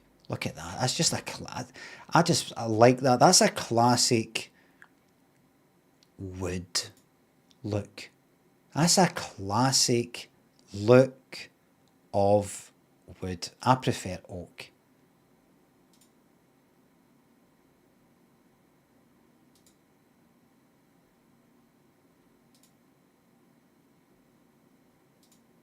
And then pine has got that kind of lighter look, isn't it? Kind of looks a bit the same, but apparently, because I was looking at some videos on like, looks a bit the fucking same. Looks a bit the same. I was watching videos on like carpentry and stuff like that, and apparently like pine is softwood or something. Kind of breaks easier, but it's easier to like make things for and cut and drill into and stuff like that. But no, it's good for joinery. It's good for just making frames for something, and you can 40 pieces. It's just sort of like for building things with. I would love to know all that. I'd love to. I was watching a fucking plumbing video the other day. Yesterday. The sink in the kitchen. We've got this sink and there's this weird one next to it. And if one is emptying, the other one takes too long because they sort of both go into this same pipe and then go down. And I'm like, that's basically coming down there and fucking filling that up first. Then once that's done, then it'll go down. So I'm like, should these not be going down into the same thing? you know, and down into the something. So I was looking up fucking videos. It's like I was watching people like cutting pipes, and so what you do is you do this, you do that. I was like, no, I'd love to know plumbing and carpentry, you know, and fucking love to be able to plaster the walls and things like that. That'd be brilliant.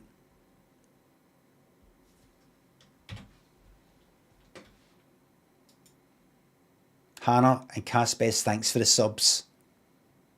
Tony, Kenroy, Pastor John, thanks for the subs. Thank you very much. 7. Lots of time to learn? Possibly.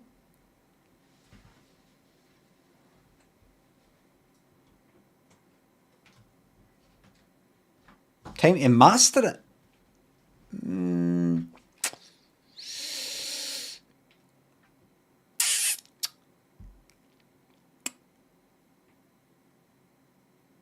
The pressure on yourself with this high pressure cleaner. In 7. Lower the pressure on yourself with this high pressure cleaner. In 8. Now here's a handy prize to pick up. It's a portable television. Oh, I'm not concentrating. I'm thinking about this, my kind of sore hip. I don't want to do this, but I'm gonna. After this stream, I'm going to phone up the doctors and I'm going to make an appointment at some point to see a doctor about this kind of hip pain, knee pain, arm pain. Get it all sorted out. I don't want to.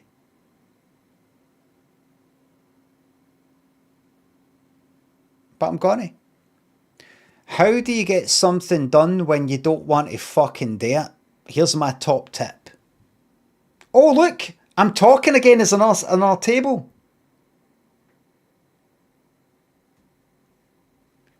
Set a 3 tables now.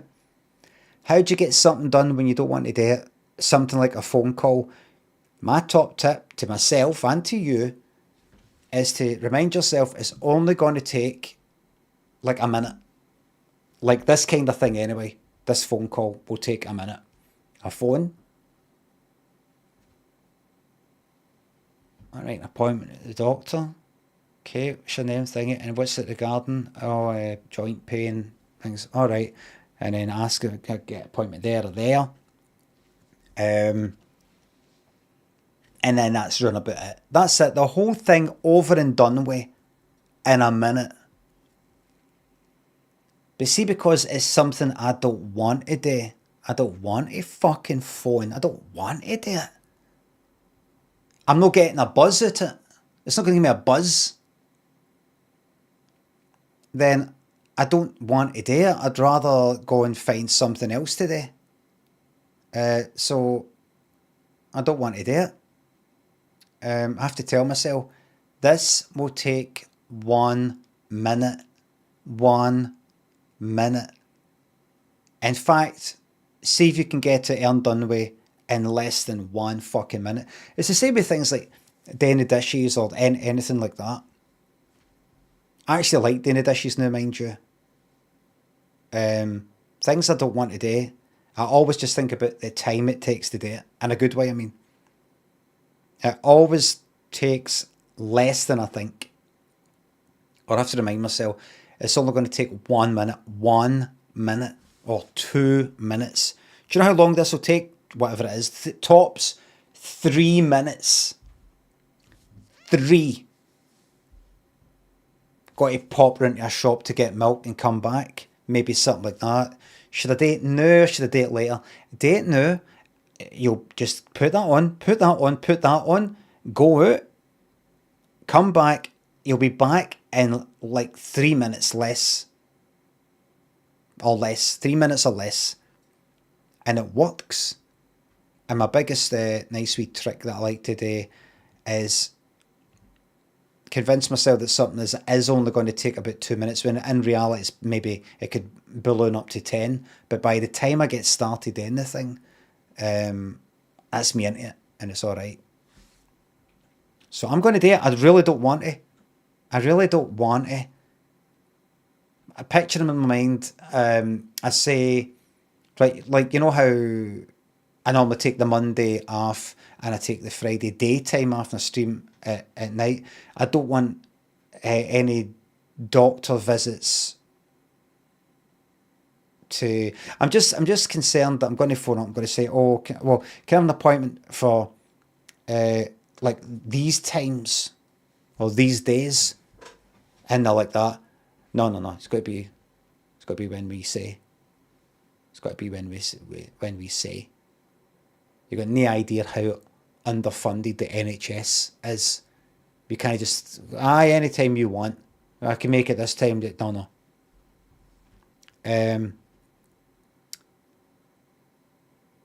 So I will phone. Just going to tell you? No. Glad you're not going private. Why is that? I'd like to go fucking private. I'd like to, but I'm just not going to waste the fucking money. Because I've already paid for the fucking NHS. Why? Gets done faster.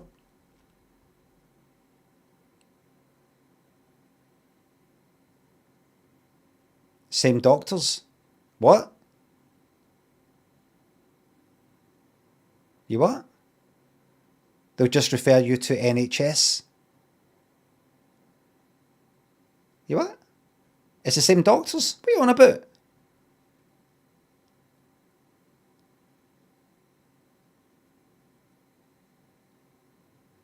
I don't know what the fuck's going on.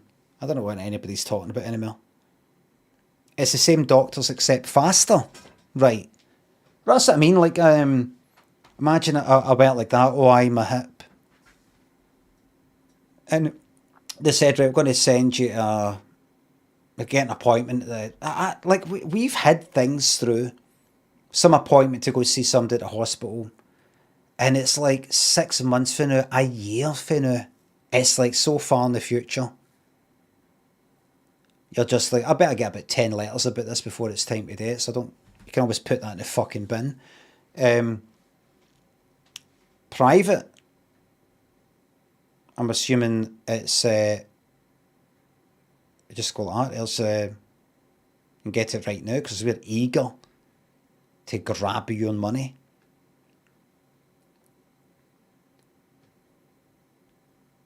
But I'm not going to. I would do that if it was something,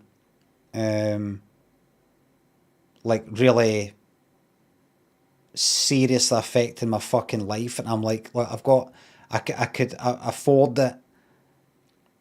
Well, what I don't know what the fuck it would be though. I can imagine a situation where I'd be like, I'd rather die than pay that amount of money. No fucking way. I'd rather die. But it's no urgent, the hip thing, the knee thing. It's no urgent. I just want to go to the GP, go to the doctors. The doctor says, go to this lot. And then some lot at the hospital, like they did with my knee, because I can't quite remember what the fuck was up with. They said something was torn. I want it to just say, right, try and resist that, try and push against that, right, now push against that, now push against, right, that's sore, is it? Right, okay.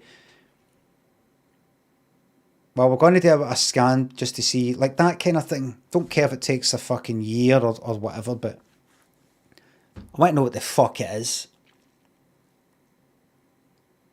You can see private physios decently cheap, about 60 quid. I don't want an exercise plan. I want to know what the fuck this is. I want them to do a scan or, whatever the fuck it is they need to do, rather than somebody going like that. It's probably this. So if you just do these exercises, I want to know what it is.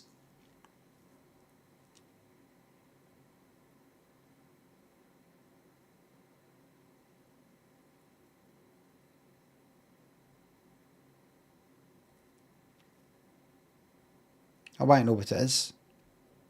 Simple as that. Is it lower back pain? Yep. My hip and my knees, lower back pain. Carnivore, Hannah, thanks to subs. I slept funny last night and can't move my head today. Only 37. Totally bald at 25. Good luck with the hip. Cheers. I've gave it a year to get better. And it's no budging.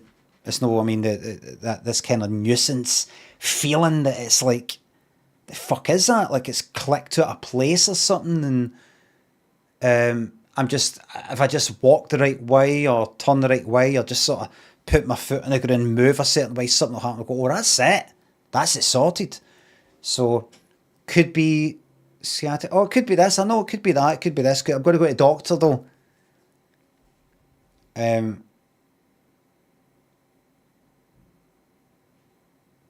See what it is. That, the hip, the knee, possibly the other knee, and this fucking thing. And I'll just ignore the fact that that's got a fucking break in it, that, because it doesn't really affect me too much.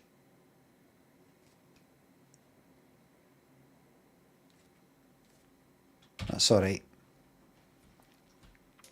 In 7. Lower the pressure on yourself with this high pressure cleaner. In 8. Now here's a handy prize to pick up. It's a portable television. And Bully's special prize. Oh, Perfect relaxed listening, a remote controlled MIDI hi-fi and CD. Fucking MIDI. Listening, a remote controlled MIDI hi-fi and What was that MIDI thing anyway?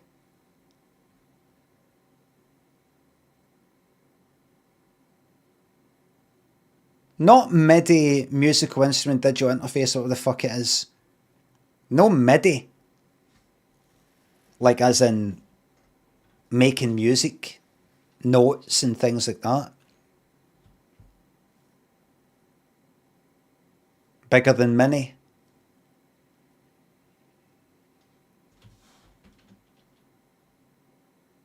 Can I go to equalizer L? 1, 2, 3, 4, 5. That's good. CD player at the bottom left there. Double tape. Record player. Radio. Amplifier. Look how they made it look like it's all these wee separate bits. But yeah, as you can see at the side, it's just all one, the one fucking box.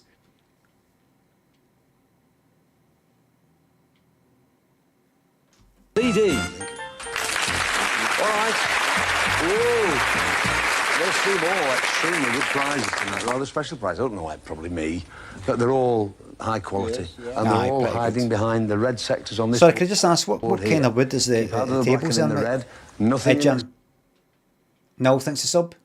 Tens machine is worth a try. Works for me with my nerve pain and my back post up. That's... Listen. No offence, right? But you don't know what's up with me. I don't know what's up with me. The doctor who I haven't spoken to about this doesn't know what's up with me.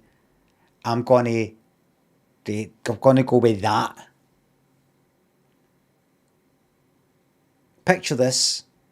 You're a streamer and you say you got a sore hip. And I go like that. Now, what it could be, what it probably is.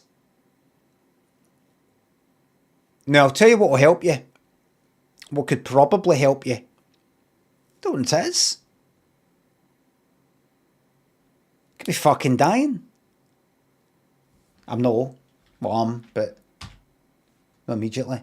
Taking your kills, thanks for the sub. This game for 2 in a bed.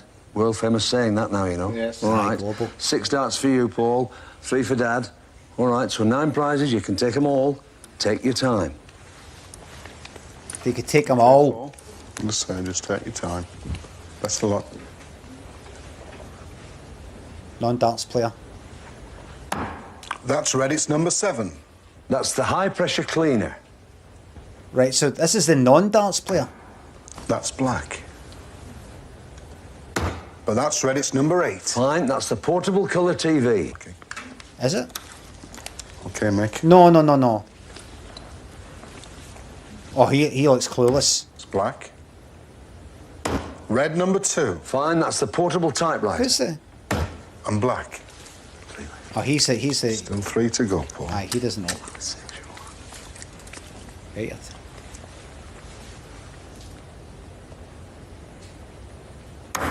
Red, number 3. Excellent. That's Gave up on the Billy, aye. Gave up on Billy. Black. Red, number 1. That's the microwave. You have won the microwave, the portable typewriter, the Walkman stereo, the high-pressure cleaner, and the portable colour TV. Is that it? That's a line of prizes, all right? Oh, that's right. He went, right. You've also won £425, which we can't take 425. from you. We've given you that. Very good for them. 295 Ronnie's got for you for Solihull. That's on its way. It's these prizes which you now own. Would you like to gamble those prizes against tonight's star prize hiding behind Bully? 101 and more with 6 darts, 3 for Dad and then 3 for Paul. You've got the time it takes the board to revolve to tell us what you'd like to do. Don't try and lip read. What do you think? Tell him. Come on. Can't gamble. It's round, and I promise you viewers at home, they still have not decided, but you've got to tell me. Gamble, you cunt. Well, we've had a smashing day, and we've got some nice prizes and money as well, and we'll let the others have a go at the bully board. All right, young sir. You know it's all packed away what you've won. We'll All send right. the prizes off to you anyway. Lovely to meet you. I thought we were going to... And your son is an absolute credit to you. Yeah, Lovely to meet you, Paul. Cheers, man. That way, sir. Give him a round of applause. Just straight there. Follow him there. Davey, go and take them out. Just follow Davey there. Son, Right. as good as that. About 10 minutes ago, we had John and Colin with £410. Let's ask them what they want to do with it. John and Colin, in we come. Now then. Well, I bet he's a heat turner in Stoke. That mean a lot. Zum, thanks for the new Prime sub. To you. Well, it means a lot that Colin, as you said, he's off to Australia, so £410 goes a long way. So is that really? So you're keeping them? They're not right. gambling? No. He's going towards your trip back? Yeah. They're not gambling either. Isn't he? Eh? Yeah. Delight to meet you. Because they've got an alright wee amount of money All the best on as your well. trip back. Yep. Off you go. Give him a round. Number 3, so... It does happen, by the way, where all 3... 2 absolutely outrageous ladies left us just before the break. They're going to come back and talk to us now. I wonder what they'll do with their £230. Molly and Gail. 230. 230. Now then. They've got the money out, by the way. They've got the money out. This side, Mum. That's it. What are you going to do with that £230? Well, we've had such a lovely day and we'd like to stay. You were getting me going then. Right, now, look, I'm going to take this. If you do it, right... Yeah, here we go. Right. Gamble. Right, I'll put that in my pocket. It's 101 or more with 6. Molly first, and then you're going to do it. You really are going to do it. Come on, take your time. Wait a minute. And please take your time. You don't know that, Jim. Come with me again. Molly, no. The thing is, they've made the decision now, so it's no on Jim's head if they fuck this up, right? He didn't go, ah, come on, gamble. You're going to do it. Come on, gamble. They've already decided. Time Tide thinks the sub. Take that horn off. This is the 80s. It's all right. It's all right. Comfy thinks the sub. Seriously, we're doing it. No, seriously, you can do it. So it's the right distance for you, but just ease into it, all right? Hey, what was that? So it's the right distance for you, but just ease into it, all right? Right, it's the right distance for you, right? But just ease into it, right? It's the right distance for you there, right? But just ease into it is all I can say. That's a strange me saying that, ease in. Because, you know, there's the line there. But ease into it. Do you know what I mean? I don't know the words to use. Just that. Just how you kind of think about the line, think about the board. And listen to Tony. Come with me again. Molly, no, seriously, we're doing it. No, seriously, you can do it. So it's the right distance for you, but just ease into it, all right? Best of luck. Do you know what I mean by that?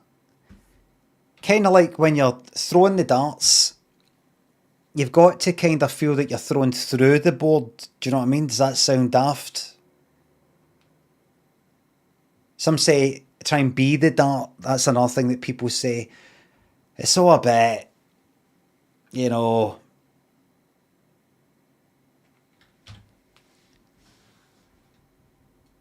If you don't know what I'm talking about, ease into it, don't. Right. She's about to con her way. This is the non-darts player. She's about to con her way to victory. 101 on 17. Fuck it, 17!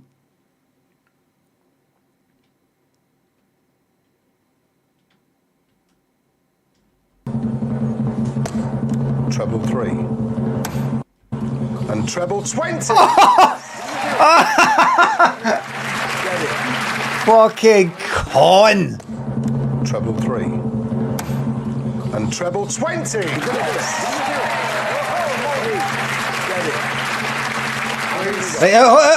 Hey, Jim's like, hey. And treble 20. Right, Jim's like, no, hey, ho. Don't fuck this up. Steady now. There's Jim like, hey, ho. You hear me? That's 8 to 6 scored. 15 gainer. Hold on. Shh. Okay. Oh, hey, shh. Hold on. And Tony's that as well. That's 8 to 6 scored. 15.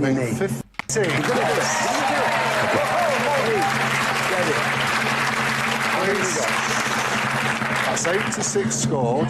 15 gainer. Take your time. 15. Think about it. Hey, fucking don't laugh in the fucking audience.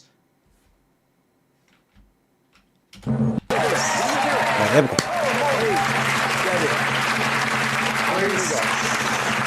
That's 8 to 6 scored. 15 gainer. Take your time. 15. Don't fuck it up, by the way. 19. That's it.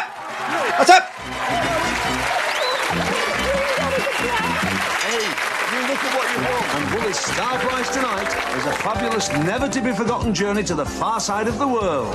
Yes, it's Australia. Ooh. After stopping off in Singapore, you'll move on to Super Sydney, Adelaide and the Gold Coast. There's so much to do, so much to see, so much to remember in this holiday of a lifetime, and all for the throw of a dart. There you go. How's that? Fucking no bad. For the 295. Great contestants. Wonderful 2 days in Australia. finish. A magic night we've had tonight. The two girls from Manchester over the moon. Watch us next week on Bullseye. You can't beat a bit of bull. Tell them where to look. Tell them where to wave. There you go, there. Next week on Bullseye. You can't beat a bit of bully. Bye. On to camera 2 there. You see it? See it there, ladies? Bit of bully. Bye. See it? No. No. This one here. See one on the light? Did you wave? Aye. Did you wave? Did you wave? Because I wasn't looking at you, so I was waving. Right, good. Well, that's good then.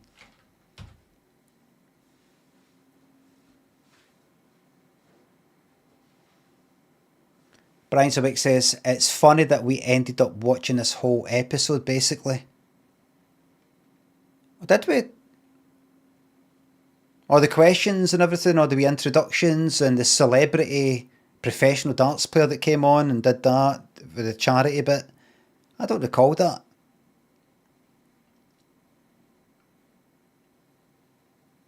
Oh, basically. Alright. As in no at all.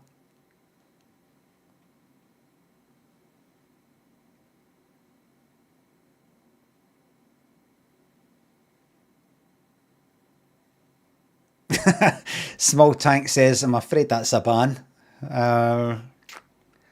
Loose Muesli, thanks for the new Prime sub. Comfy and Time Tide. Barnes, thanks for subs. What would be your ideal Bullseye prize? That Australia one would be quite good. So you're going to fly out to Singapore, 12-hour flight on the Monday. You'll be up at flights at 5 in the morning, so be there for 3. And then you'll be stopping over there for 4 hours. So no enough to really leave the airport.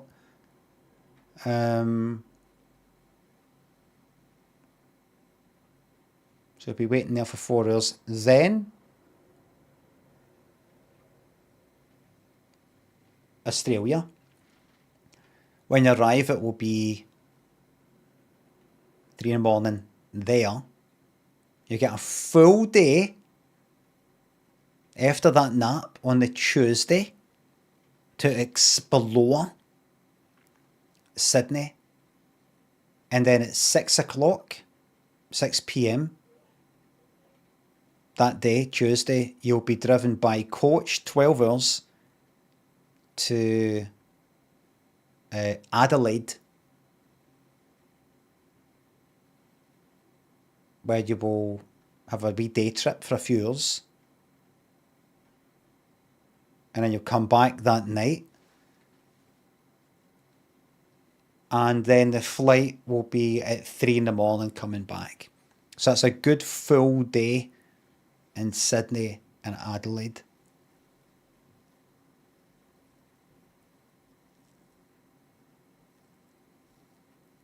How far is Gold Coast to Sydney? I can't remember. We got a train that was I don't know, like fucking Byron Bay or something like that to Sydney, or maybe it was Sydney to Melbourne or something. It was just a long train. I can't remember if it was like 6 hours, 3 hours, fucking 8 hours. No idea. I can't remember how we got from one place to the next. Is it buses? Can't remember.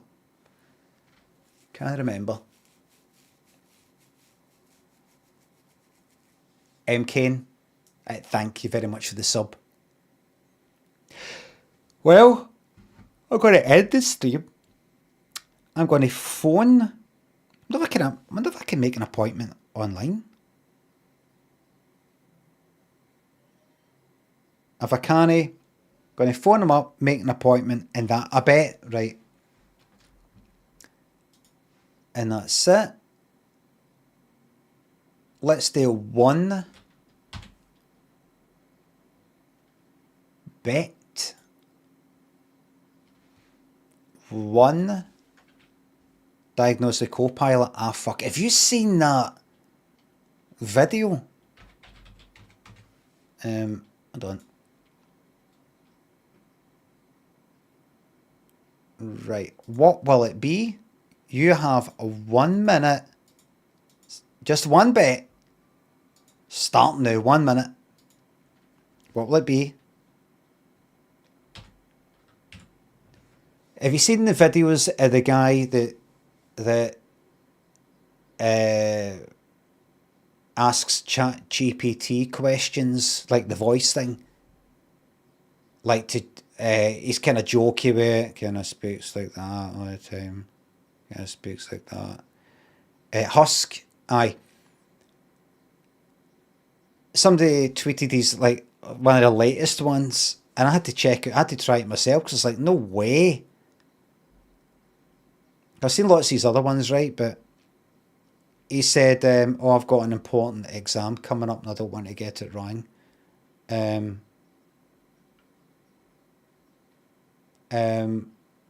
can't remember what he says exactly, but it's something like, what months have got the letter X in them? And it just came right back with saying, oh, that'd be December. December's the only one that's got the letter X in it. Oh, December.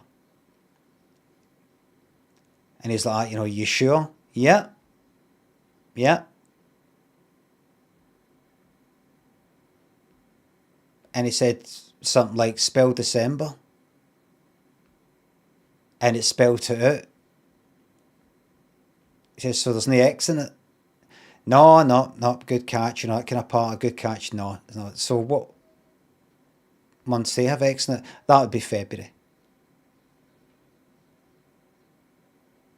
Think of the amount of fucking money that has gone into that is invested in AI. AI is unethical as it is. It's really useful for coding and all the rest of it and making funny pictures. But imagine really fucking relying on it.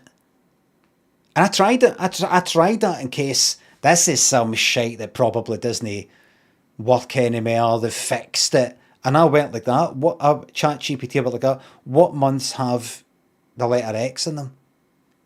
December. Maybe it's getting mixed up with the whole fucking Christmas sort of thing. Just like that. Just tell me.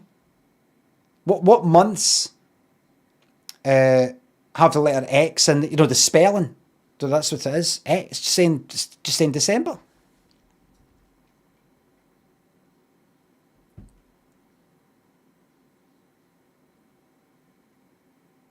I could do it right now. I want to do it right now, but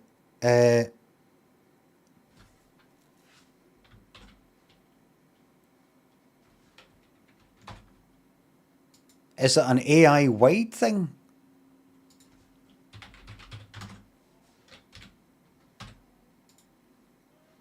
No, for fuck's sake, no, the number one. What months contain the letter X in their name? Oh, fucking. Would you, Gemini's played a blinder.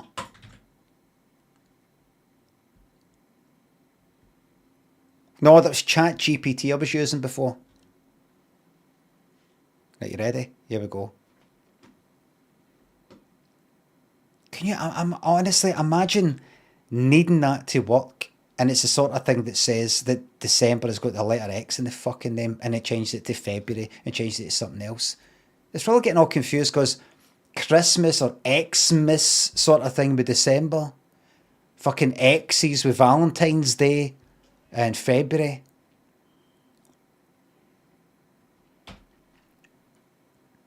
Billions upon billions upon billions has went into it.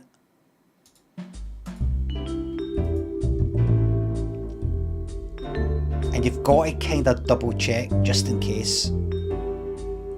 Technically it's correct. No. That's your boring there. That's a solid boring. Boring.